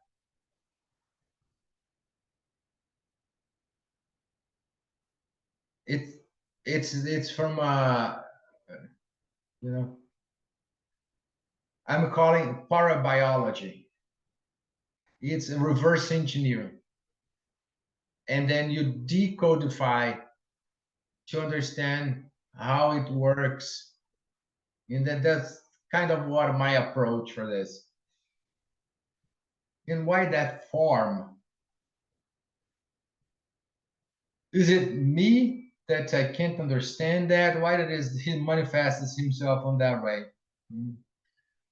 But as human beings, we are very related. We have a strong relationship with the form factor. For them, it's maybe a different reference. let's assess the energy, the intellectual capability. And that's a critical point that I put together. So those are the main attributes in those 5 categories. I'm not going to talk too much here on the article. I talk more about it. Some peculiarities.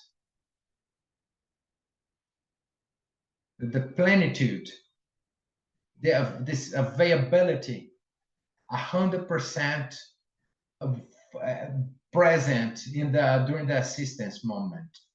The reading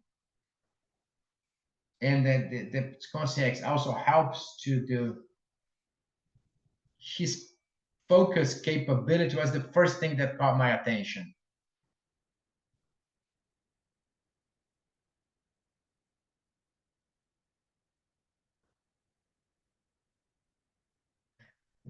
That state of focus, the maximum availability, the focus on here and now, and reading and get the information, extract more information to the assistant. So he or interact with the maximum precision as well. In regards to this attribute, there are several characteristics.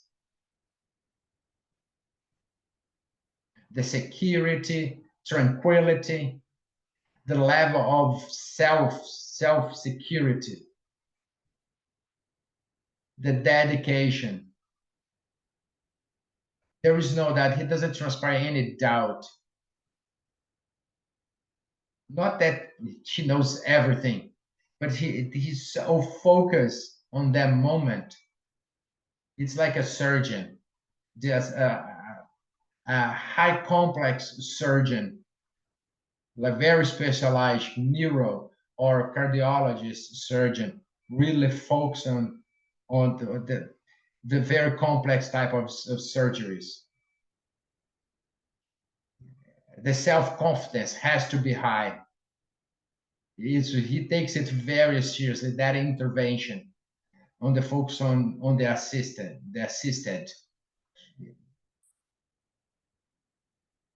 If they want to change the energy field here, they will change it will change everybody's energy here. But they pay attention to the cosmoethics. Parapsychism,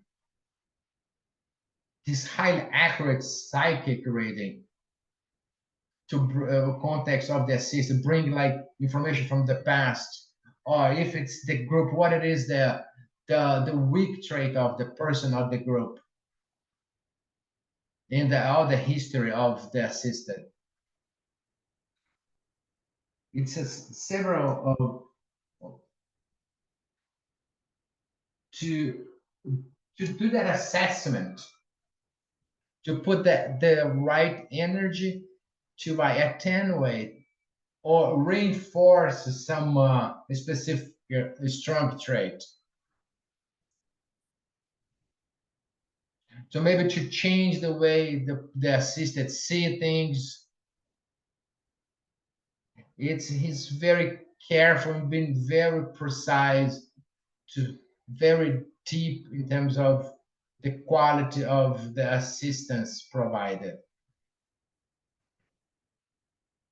The dosage is very precise, very correct, very assertive as well. The association of information, to have the information to define best approach to the demand.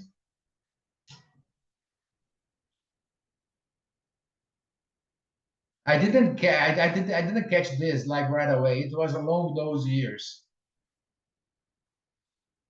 The plenitude, it is actually the manifestation of everything at the same time.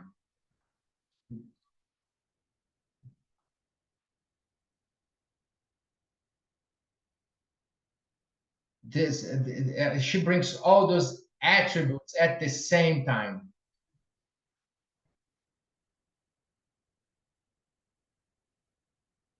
In the mega tributology,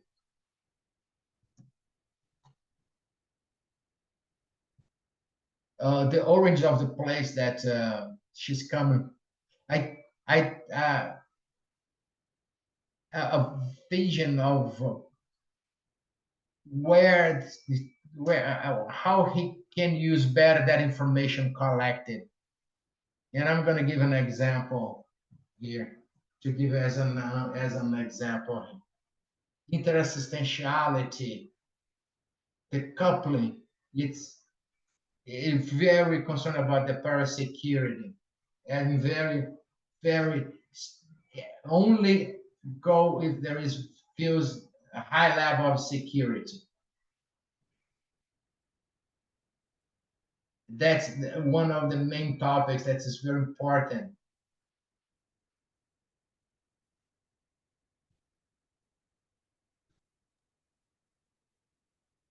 And the interconscientiality, empathy, and always thinking about the others. When they come, if there is no predisposition from the field, that consciousness is not going to manifest all the energetic work. So they will put the sufficient energy to help. So everything is okay, all right. Now what I'm talking about is for us to better ourselves so we can mirror these attributes from this consciousness. So we can reproduce all these attributes. And maybe even the rapport with me, because I have this rapport with nature. So this consciousness dominate the cosmo energy. So if you can't coincide, you will have to do it, because that's how strong this consciousness is in the energetic control. They have no concerns. Imagine yourself with no concerns. We always have some kind of worry, right? If we remove all the concerns from your mind, what's going to happen to you? So every human likes worries, concerns. So sometimes we play around and we say, don't have a stomach ache.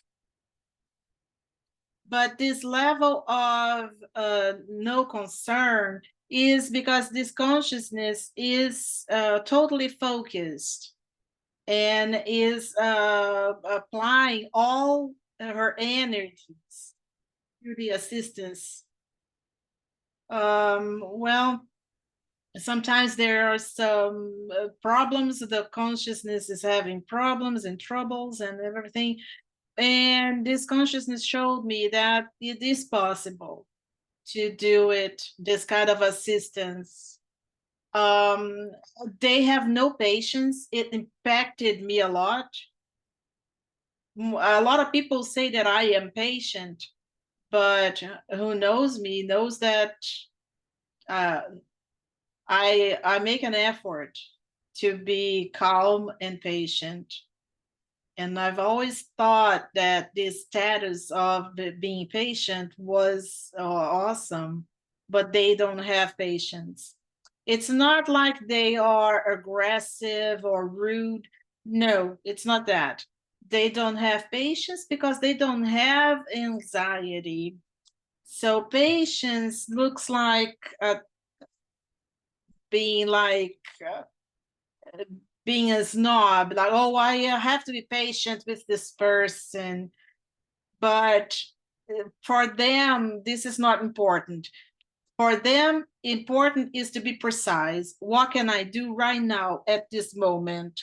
And if I can't do it, then I'm not going to stress myself.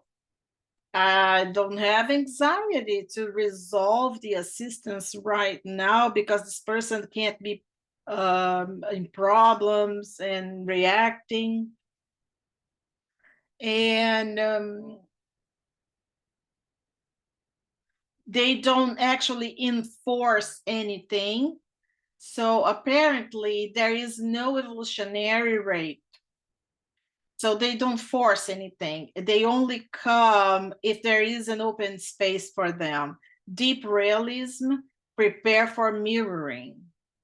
And prepare yourself if you want to be close to a consciousness like this, you will feel it. Not that the consciousness is going to be imposing anything, but that consciousness is going to show you your own problems, your own difficulties and immaturities. So it was very hard for me, and I've been since then trying to actually be okay with it. They seem cold and distant, but they can attain intimacy faster than we can do it ourselves, perhaps to avoid disturbing too much. And they show a very deep empathy in order to actually be able to read the energies. And they keep distant, but I think that that's just because they don't want to disturb our energies. And they are very connected, but when they appear to us, it shows us our immaturities. So I gave you the example of self-repression. It happens several times. And in a complementarium, like when this trait they associate with religiosity, but in truth, that trauma, that repression has a lot more to do with the bellicism trauma, because they've lived lives and lives, and then the religion came to attenuate a little bit, and that brought these aspects of repression. So sometimes the person committed several atrocities, so that traumatized so much, and then they will go through religion, and they come until now bringing out these repressive traits, but it is more connected to trauma, to bellicism, than to religiosity. So I emphasizing here that that consciousness has the facility to go to the point, to help the person to better themselves, but it brings a responsibility very big. They need to know how to create the context in order to the person to be able to support that, or us that are being part of the work. And sometimes we even try to tell the person, oh, do you think that this trait can be something to do with this repression and with our family? And then the person reacts negatively. No, I am pacifist. So the protection mechanism is very deep. So it's not very simple. So it's not in terms of weak traits. It's very easy for them to actually go and find the mega strong trait of the person. That sometimes it's idle because of some past lives traumas. distortions. So it's easy for them to go to the central point and find that mega strong trait. So to summarize these characteristics, and these are the characteristics that I'm trying to mirror myself: deep assimilation with the consciential reality, expansion of the use of immanent energies, mega focus, the multidotation, division of interdimensional attention, vicinity, self-mastery of vicinity, extract the most of information that we can from the assisted, retro-mnemonics, and the tachyphocinity, which is the rapid association of information. And I think these are the biggest differential of these consciousnesses for us. So everything that I brought was I was getting that information throughout 5 years, little by little. So how do you get closer to this consciousness? So this is what I've been trying to do. So self-awareness and detachment from human conditioning. Think about this. Be radical with the self-detachment, or you will not be able to get close to this consciousness. Purge the many weak traits. This is a recent lesson that I had. I'm going to confess something. You're not recording, right? Sometimes I make mistakes. I make several mistakes. Sometimes one of the latest things that I did right was to list my mini weak traits. So we are always thinking about the mega weak traits, the biggest ones. And sometimes the mini weak traits is the one that will actually, so something that could be resolved faster, and I keep wasting time. So radicalize in the mastery of energies, maximum possible realism, work with objectivity and clarity, and zero political maneuvering. No hypocrisy. And all these try to be nice to everyone and be good. No, it doesn't work. Questionology. To what extent can the application of these mega attributes manifested together enhance the assistance qualification in Penta? Would participation with consciences at the evolutionary level capable of expressing the fullness of mega attributes indicate an expansion of assistance and qualification of the Penta perambulatory? I've been realizing that it is possible. The precision, I told you that they are very worried about the precision of assistance and not the generalistic assistance that we have in Penta. Does the path of the OFIX involve integration with a Tmax with this manifestation level and pattern? Would such preparation involve the participation of these consciences in the qualification of the Penta perambulatory? So it brings me to the epicentrism as well. So would this conscience function as a third helper to better the situation? So to finalize, the omnipresential plenitude expresses the evolutionary baggage of the assistant in a subtle, discrete way, yet with high interexistential precision. So I've been trying to improve my racines to be closer to this evolutionary level. So thank you very much. Muchas gracias.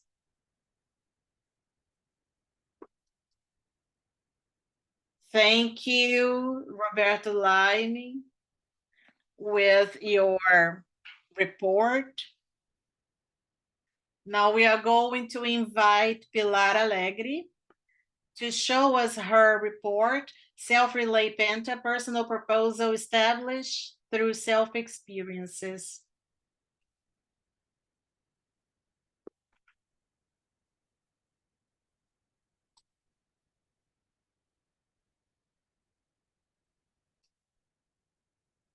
Can't I say it like this? Oh. I want to go to the front. I want to go to the front. I was just worried. If it showed the insect on the mirror, is that me?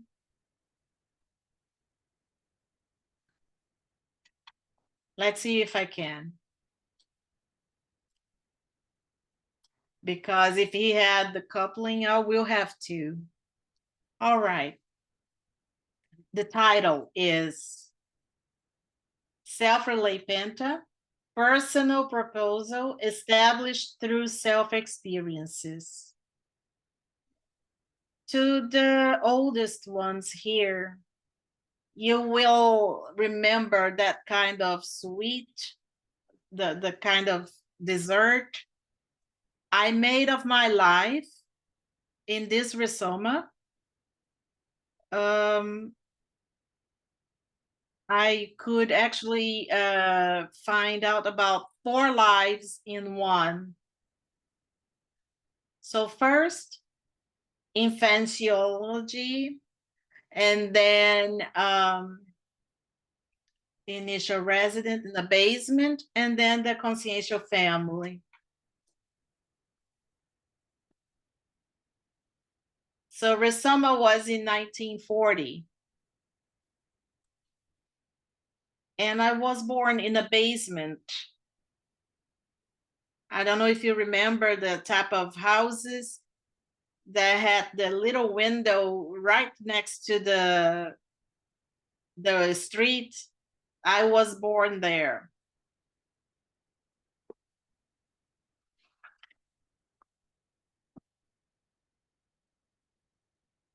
And I started very well below. And after the changes and leaving the basement, up until 20 years old, I lived in family residences, where we had like a backyard where several families lived.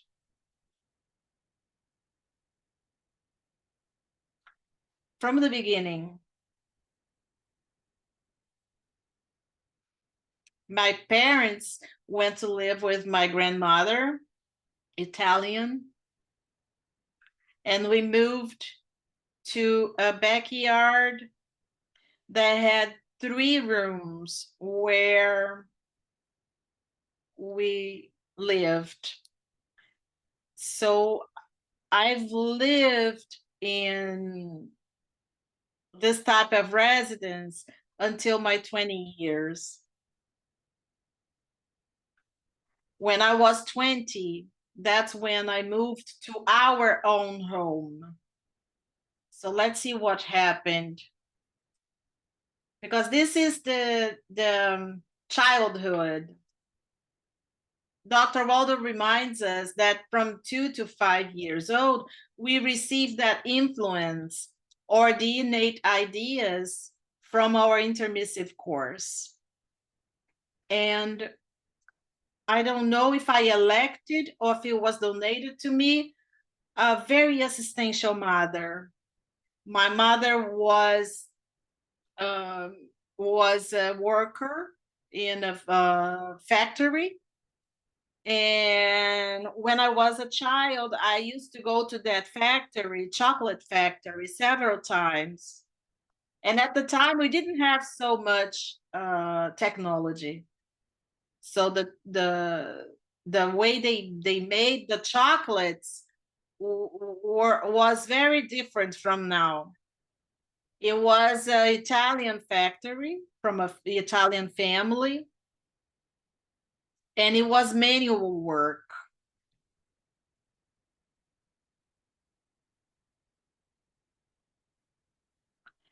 And in Sao Paulo, a place of immigrants with cultural diversity. So we had Italians, Jews, Spanish. I'm not going to remember all of them, but I hope that all of them are very well represented.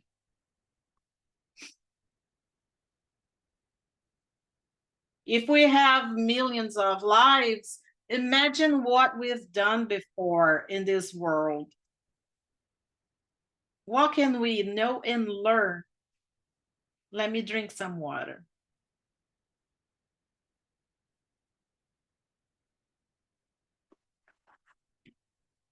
So I had to cheat a little bit. Forgive me, please, because my memory fails sometimes. And I don't want to be trying to remember everything I have to say here because I know I will forget. So I talked about childhood. And at the time, I already had some sensitivity. And I remember a case that my parents and other people, and they would come from work and they would remove the shoes and everything, and then they would go to dinner. Pilar, can you put the microphone closer to your mouth? And at 6 months old, I was to the room, and when I got to the living room, I had my father's shoes attached to me, and they were laughing about it. Well, let's go to, am I still in my childhood? My childhood is long. I know, but you can change it. I remember already that I had mom, so I remember at least that. So the second phase of this rhizoma was the adolescentiology. So pre-adolescence, adolescence, headaches, frequent falls, a bump on the left side of the forehead, and also seizures appeared, sudden attacks of uncontrolled consciences, feeling a lot of strength, but without violence and aggression. And it was more like a movement, not attacking people. And I was coupled with a conscience, and I wouldn't attack anyone. I was just moving around too much. So teenage years at 11.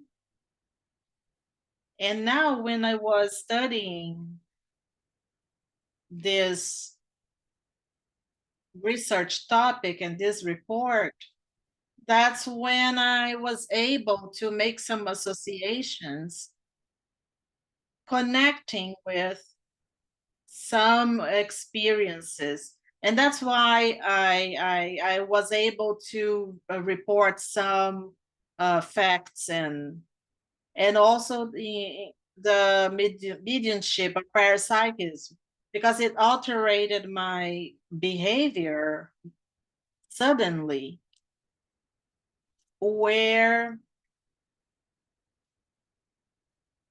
I would leave my body. I said mediumship because that's how I lived my teenage years. because I went to spiritualist centers, and it helped me a lot. It taught me a lot and helped me to actually control and alleviate all that experience with the intruders, and also the environment where I lived, because it was an environment that I would call now like a dissension, cosmoethical dissension, being born in conditions where I needed to develop this assistential ability. So I had to work very hard, because the families at that time, they didn't know anything. My mom worked, and she had to go.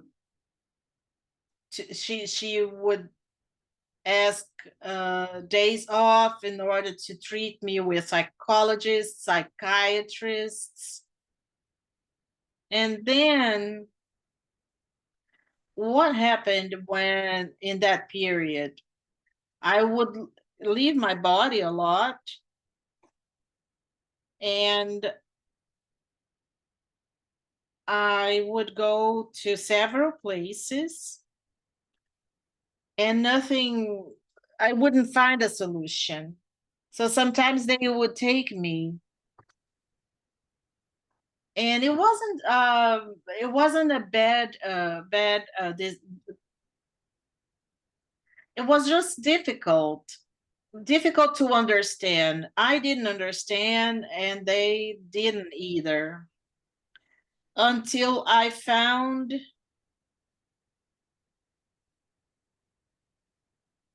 when I started to go to the center, when I was a medium, then they were borrowing my soma, but I didn't know that. I would say to myself, I don't want to be like this when I die. I will let you use my body, but because I want to be in a better condition. Imagine also what would happen in a girl.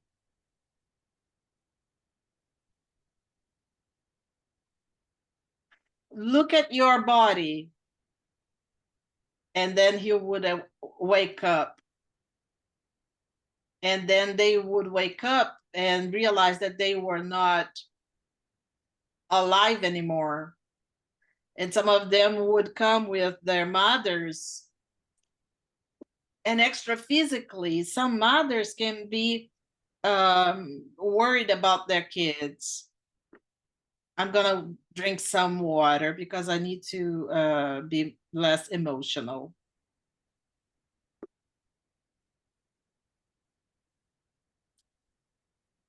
So I still don't have like a really self-control on my psychosoma.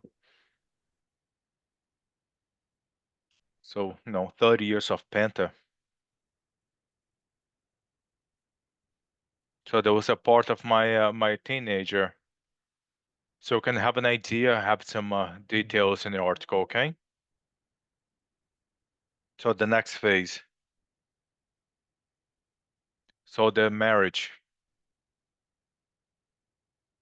So I had no idea about marriage. I didn't have the time. I didn't have the time to. I had to work the following day. I had to study during nighttime, and Saturday and Sunday I had like a spiritualist kind of activities.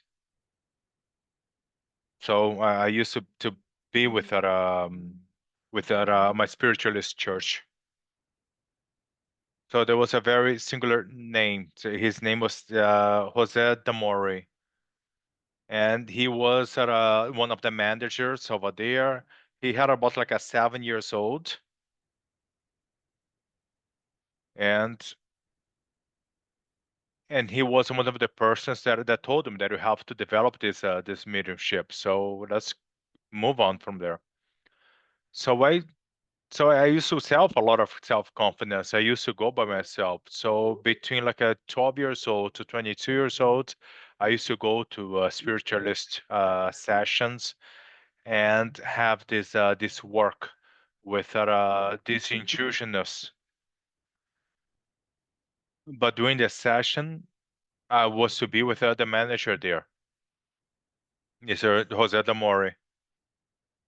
So during the nighttime, I used to to work also there and so I used to work there a lot, mostly helping others. So he was the one who told me to go to the spiritualist federation. But the federation, when I got there was like a big room. Pedro de Menezes office. So but they didn't allow me to go there because I should be like I couldn't be underage. But how could I tell my parents that I was going on the federation, that there used to be a lot of people there with talking about the spirits? So how could I tell that to my parents? I'm sure my parents couldn't tell me that it wouldn't allow me to go there. So I decided to just to go there to make my own choices, and that I started to make my own decision. It was very early in my age, but I went ahead and I persevere, and I went there to by myself. So I started to go to this on these spiritualist sessions when I was about 12 years old, and I started my work and I was about like a 14 years old. So there was another phase of my life. But coming back to my marriage before my divorce, I didn't have much time, and it seemed like about like a 10 years without work. So I used to. So I went to. I used to. I went to work at a college in São Paulo. So I used to in this neighborhood in São Paulo. So it was this neighborhood called São Caetano. So I used to go over there with psychology teachers, psychology students. So I used to interview them, and when they were becoming a sophomore in psychology, so I started to work with that, and that so was I used to teach myself because picture in that time they didn't have the technology. It wasn't that great.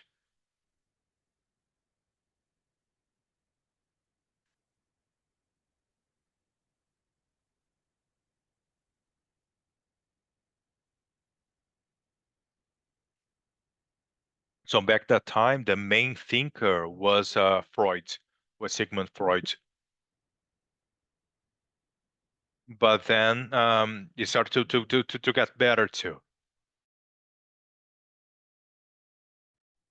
And they started to study other folks also, like Jung and Carl Rogers. And I met Carl Rogers on person because I was to shift my paradigm also. Because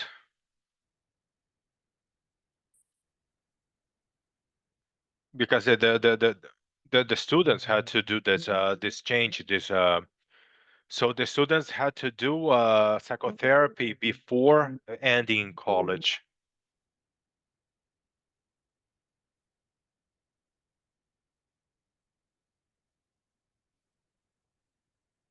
So I started afterwards to start it on my own and doing like a courses outside.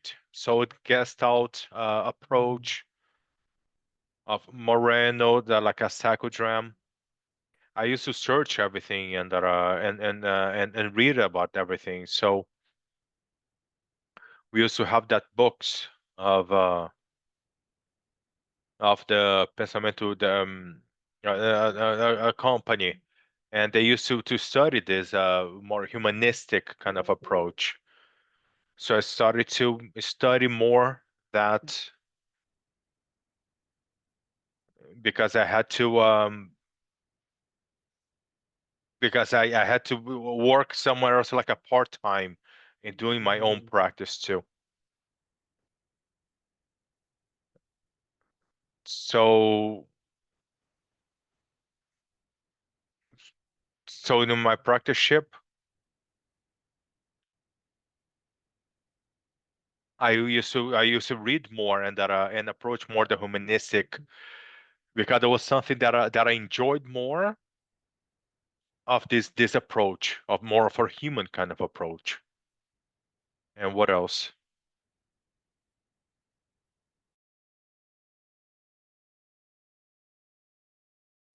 So the physics part. So what happened? This work. This it's like ambulatory because during nighttime I used to go to my office and I used to speak with like a families. So they had like these large rooms. You have like the parents and the kids also used to come, and a lot of time it was like a group work also with many people, many families. We used to go to like a larger kind of rooms, and we even put like even like a even mattress there also. And that was when I started to start my OPX also. So that was that time that I ended up giving up that the spiritualist church. And then when I got married with kids, things became harder. I couldn't go there on the daily basis. But then what happened? I started to study by myself and reading every single like a school of thoughts in psychology too. So I started reading about chakras, also Indian books, many other type of books too, the transpersonal psychology. So I studied transpersonal psychology for a long time too.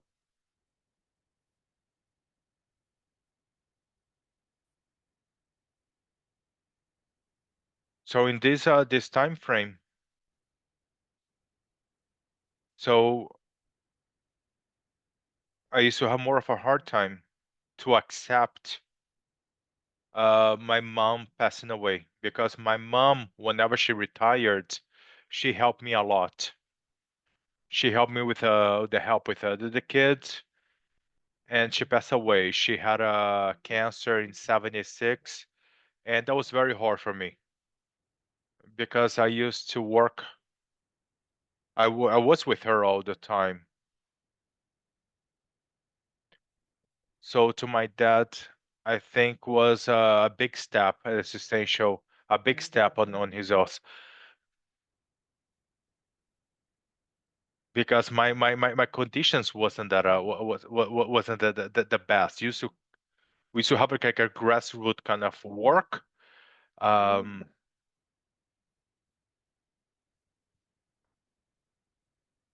so I'm trying to simplify as much as I can. But in '82, I got from the building where I used to live the spiritualist journal. So in that journal, the first page, there was the picture of Professor Waldo, and he was talking about um, the projectology.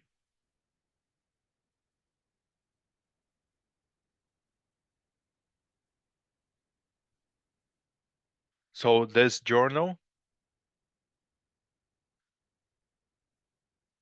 so I'm gonna try to anticipate here.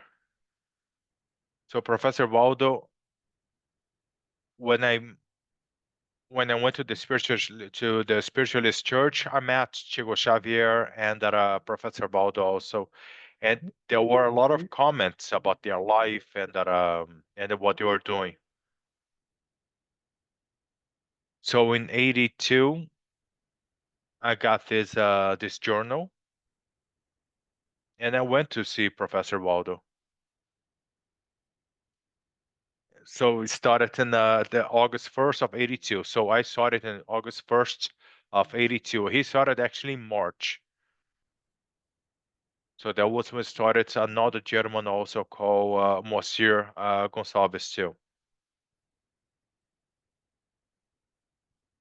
So in these lectures from Professor Waldo,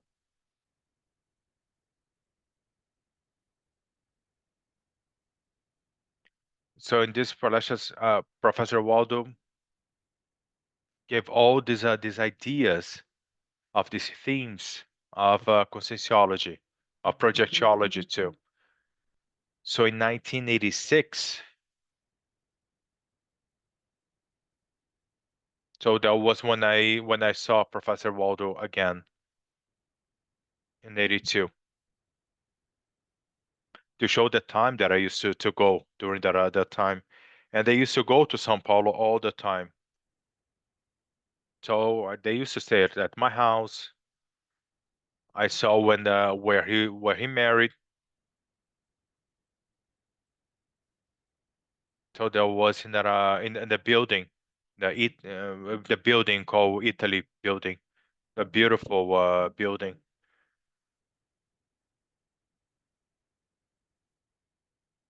Because of the classes, it was information that we used to talk about. So we used to get together with all the personality. So Professor Waldo used to live there with us. So we even got a big group together. Whenever he went back from São Paulo to Rio, we went to his house. So that was at that time period that I met Professor Waldo, because we used to, when I could go there, they used to get a lot of psychography. So coming back to 1982, I was in a different kind of spiritualist group. So the theme of projectiology, they were we used to talk about that in 1982. It became the first treaty of projectiology.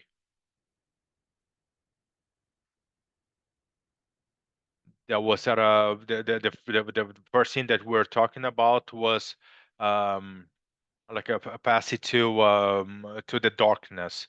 So that was the first part of the Penta kind of work. And he used to work a lot about with people. What did you feel? How you feeling? So, and other people started to write about their experiences also. So many times I used to have a thing that whenever I used to go to the lecture, there was a lecture that he was talking about that.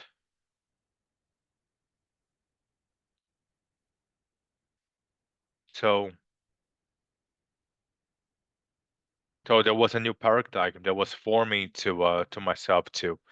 So I started to apply a lot of techniques also. That was when I started to apply this technique, the consciential paradigm, and that in my practice also when as being a psychologist.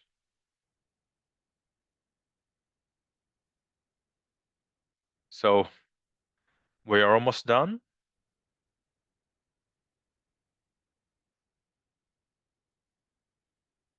So there used to be like another there was a center that we had in São Paulo. So that was in January of 1988. We started the IP in that in Rio, and then we started to have the IP in São Paulo, and it was very close to my house. So I used to go there all the time, even like a walking distance.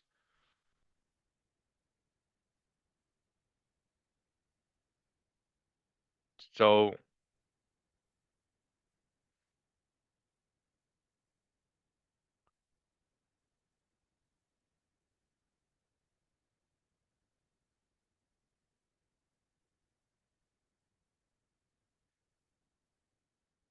I'm trying to stand up and finish the lecture standing up because can you feel that energy field here? Afterwards, you can talk. You can tell me a little bit more about that. So in 1950, they established that the consciential bond.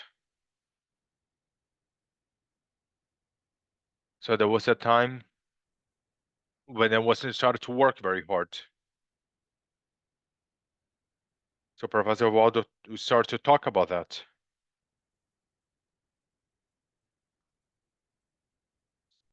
So that was when my Panta work started, and it was even odd because back in that time they used to talk about like doing the Panta by yourself at home used to be a kind of a taboo also. But with work, with a lot of work, we started to develop the idea of a Panta and see that a Panta it's safe. Now it's important to be to whenever you start the classes, it's important also, and it helps also. The Penta definitely helps giving lectures also.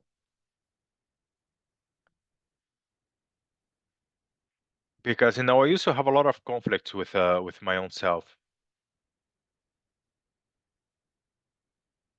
and I used to be very afraid of the extra extra physical environment.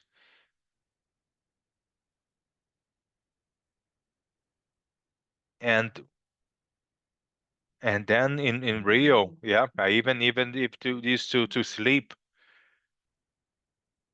even during during the daytime. I used to sleep over at the IP center. So he even used to say that in 1 year there'd be no enemies. If someone was to start a Panta in 1 year, there'd be no enemies. I believe that. I believe that.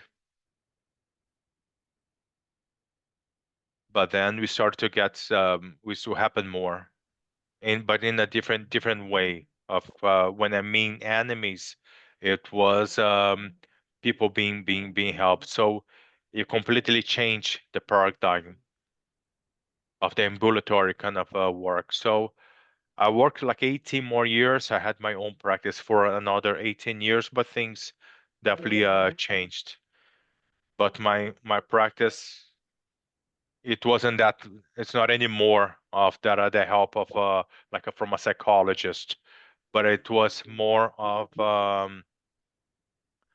a parapsychology kind of ambulatory kind of practice too. So I used to help many others. So I used to learn a lot throughout the time and applying that in a way. So in January of 95, I started my Penta.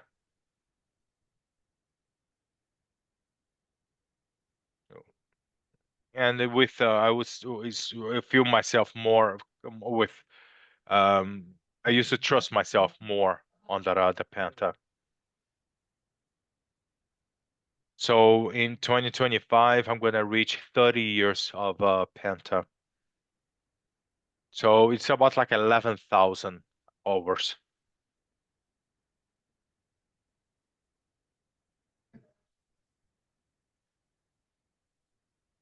So with me, that what happened in this idea of OPX, I used to think more about this kind of extra-physical ambulatory also. So whenever Professor Walder started to talk about that, he didn't make it clear exactly what it was. So even nowadays, I don't have an OPX, but it was like this extra-physical kind of ambulatory. And I don't even think much about that nowadays also. It's even not in this lifetime. But what is important is the developing your penta skill set inside this line of this approach of the technique of the penta on a daily basis.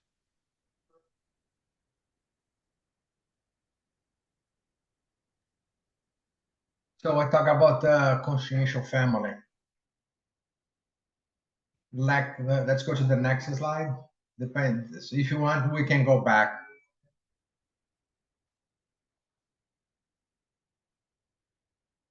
So I came the idea of OPX. So this was with me already.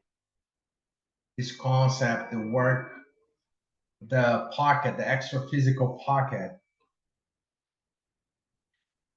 But I didn't path the way to establish the OPX. But I started studying or researching what happened in my life.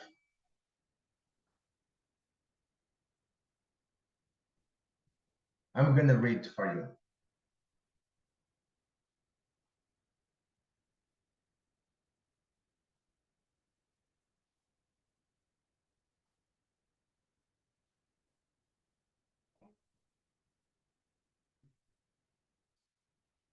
I'm looking for the information I wanna share with you that simplify all the work. When I started a Penta practice, there wasn't a consciential metric or consciential therapy.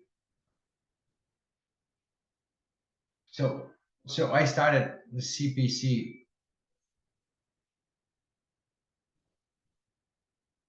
I started the Penta practitioner in January 1905. When the Penta manual was launched, I did my personal code. The personal code, where you be working on your strong traits and weak traits. 12 clauses. Access the level of understanding of my self-consciousness. Keep a lucidity level to allow me to identify what it is more important to my evolution. Constant assessment of taking into account the cosmoethic. Get rid of feelings that compromise my authenticity and my extra physical identity. Alert to change any bad or evil toxin. Leave the maxi fraternity in any relationship, intraphysical relationship. Assist conscience and conscience, respect their evolutionary level without preconcepts.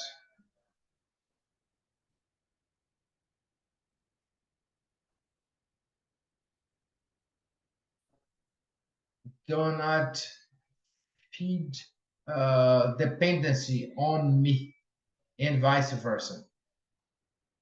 Respect any manifestation in life. Contribute with the non-violence and disarmament.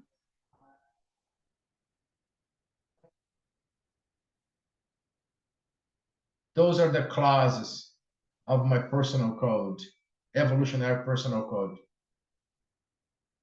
cosmetical personal code.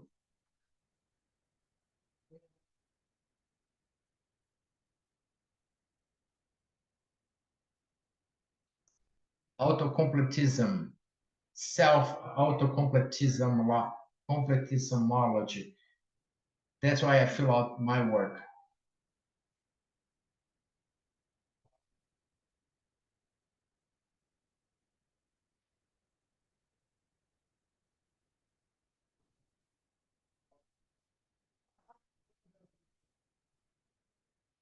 Thank you for your help.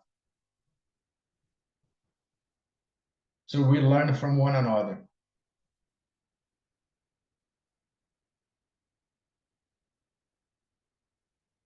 I was already watching, going to Professor Waldo presentations in 1991 when I started teaching as well in São Paulo. There was an event, an impact in my life, a CEAEC.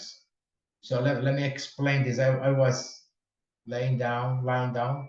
So I stood up, not completely like sitting. The CEAEC approached me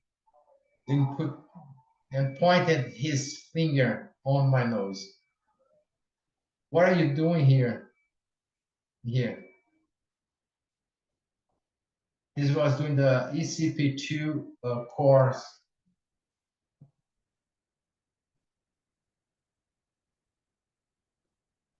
I'm gonna ask the Epicon what happened if he asked if it's an intruder or a helper. But was it? I don't know. But it was impacted. I was impacted by it. So then EM gave him the answer. You know the commitment, the consciential commitment, but you haven't accepted it yet.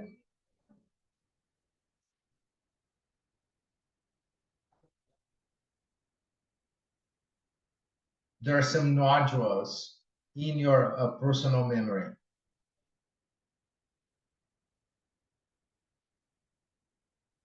Nodules or mnemonic tumors. It was a reference for me. So anything that I would do, I always remember of it. So you know the commitment, but you haven't accepted it yet. So you still have those untouchable nodules. You won't be able to research so I had to work on those nodules that they lasted until the pandemic.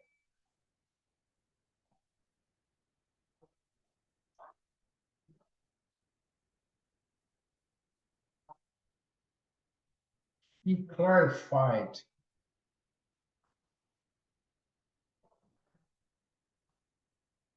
what I had to do in 5 years. I had to do in 1 in 5. I just worked.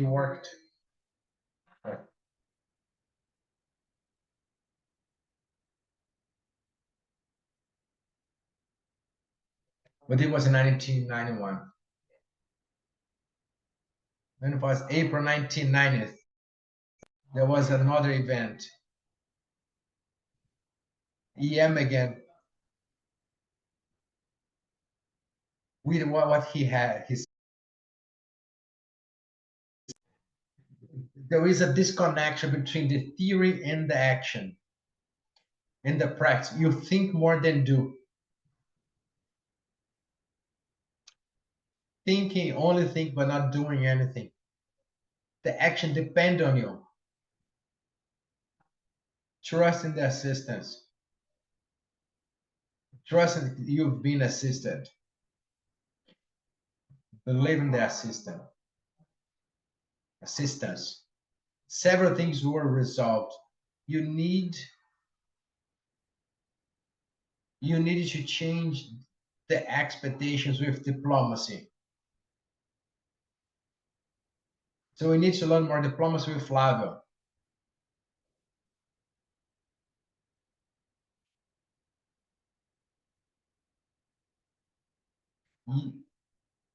You're a foundation.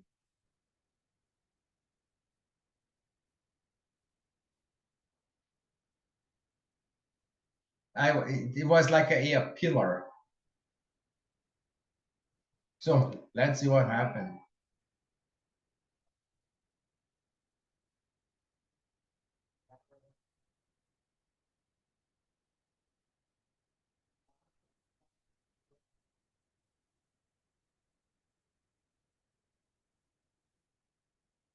Yep, so that's it.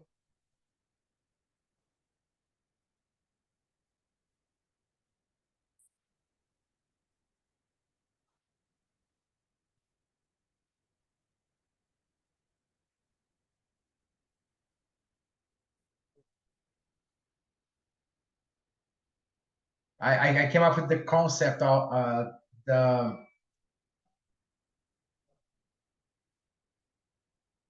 the self-relation. It's an active process of effect, the lucid practitioner manifestation, cognitive or conscientious self-organization in relation to the pentamnemonics of the current critical resoma applied on the personal energetic task, carrying out in the conclusive existential phase the inventory of the Penta evolutionary enterprise for the next intermissive period in neo-resomas.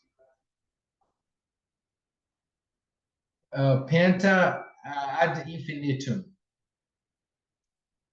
for the infinity. Always focus with the assistance. So then I reached a mega strong trait.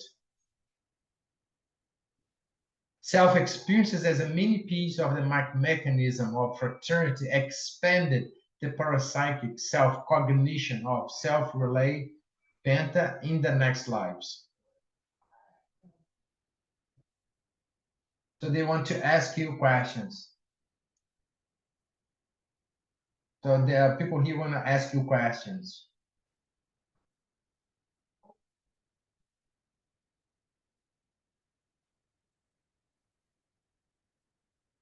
So we think Pilar, instructor, we're gonna open up for Q&A. So we have two extraterrestrials, like the EM and the one that the other instructor mentioned. There were 11 slides. And I have 11 letters on my names. Valdo Vieira Ezras. Is there any relationship to it? I don't think so.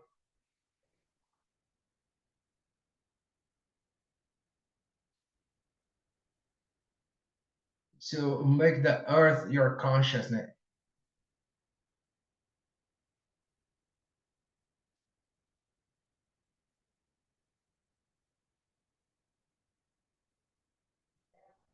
This is coming up for Q&A.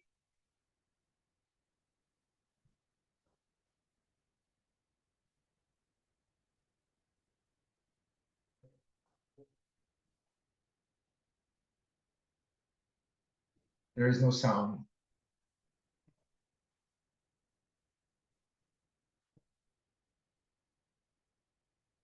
Congratulations to all the instructors.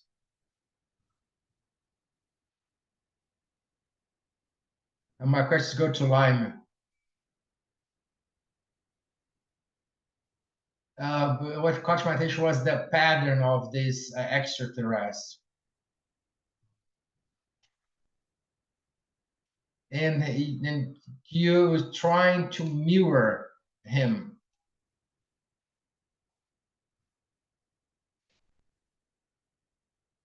Based on your experience, how to deal with the number 7, the diplomacy with this. how to deal with this contact. Bring it, so explain a little, expand this to us. So this item, it's very crucial for this moment in our planet. Thank you.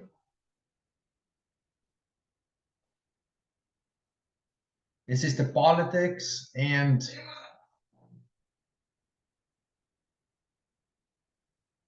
very related to the humanity. And the primates, it's yeah. So the politics and the bad politics and fight for leadership, favoritism, nepotism. So that's the bad part of it in our level.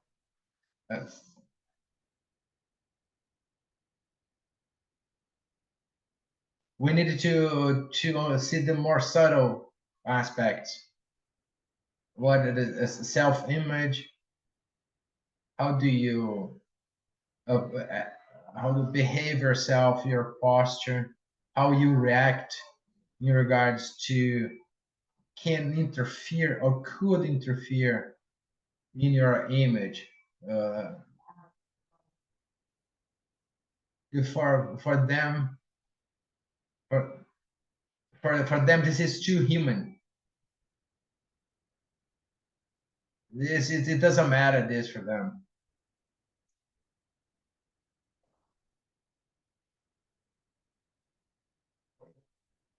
It's more the worried about the self-image. That's what I'm trying to do with. I'm trying to mirror him.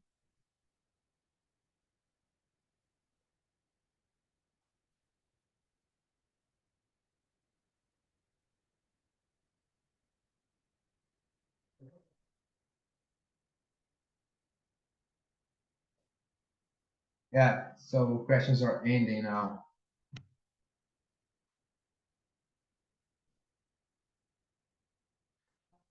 If you can do a relationship, the evolutionary scale and with those extraterrestrials, based on our level, evolutionary level, and them and theirs, the evolutionary level and the correlation with ours.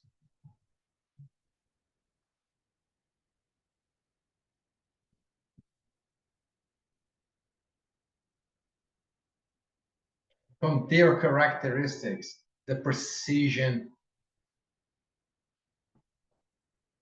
There is something that I wrote about extrapolationism. There is a verb that I wrote about this. Extrapolationism and teleguiding. It's inspired on their behavior to be present in the here and now, at the right time, doing the right thing in this right dosage. So the procedure that they do think always caught my attention on a high level. That's a summary, but all those characteristics, I think they're more on the teleguided veteran level or pre-conscientiology.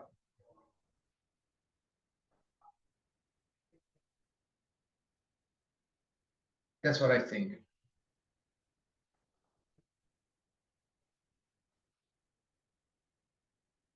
That's my partial view of it.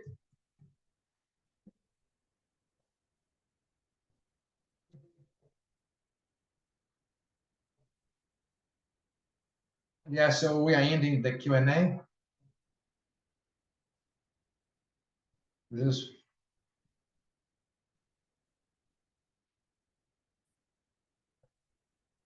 So you can come back here, so to the front.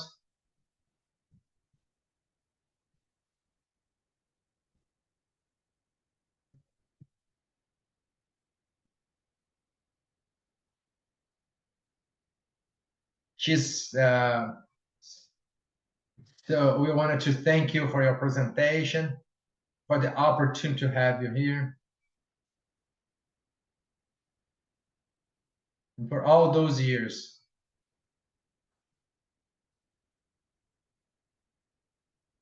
And for the contributions and all the assistance provided.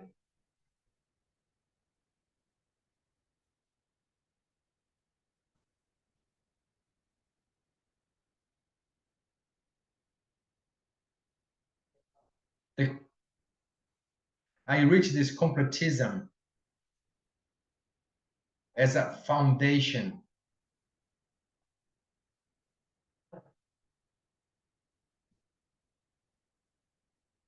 That was the invitation. And some of the other instructors started with, I started the Penta IC, the pre-Penta IC. So the helpers are saying, it's starting the IC Penta.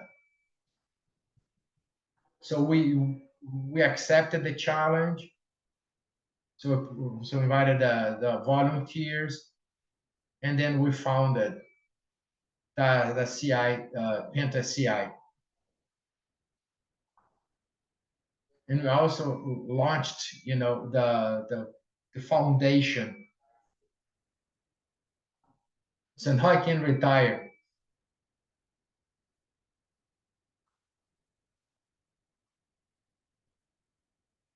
And then we're gonna build the headquarters. We're gonna be fixing the tenepsology in Earth, planet Earth.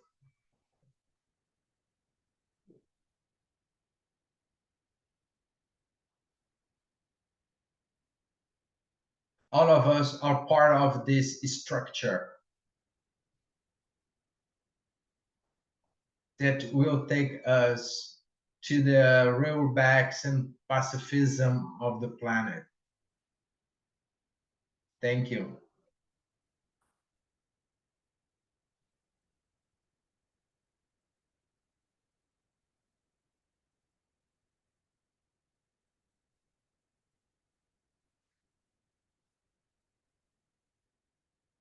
Thank you for the structures. So now we'll finish up the round table. Thank you.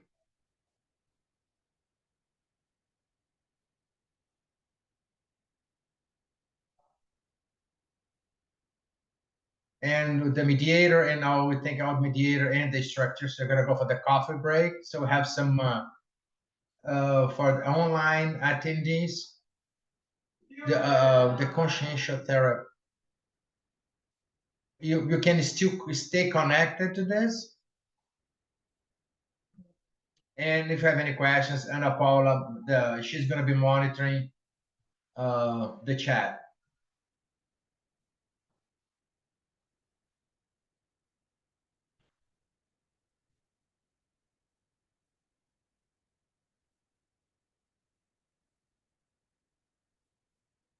We're gonna start at 12:30 Brazil time. Enjoy the coffee break.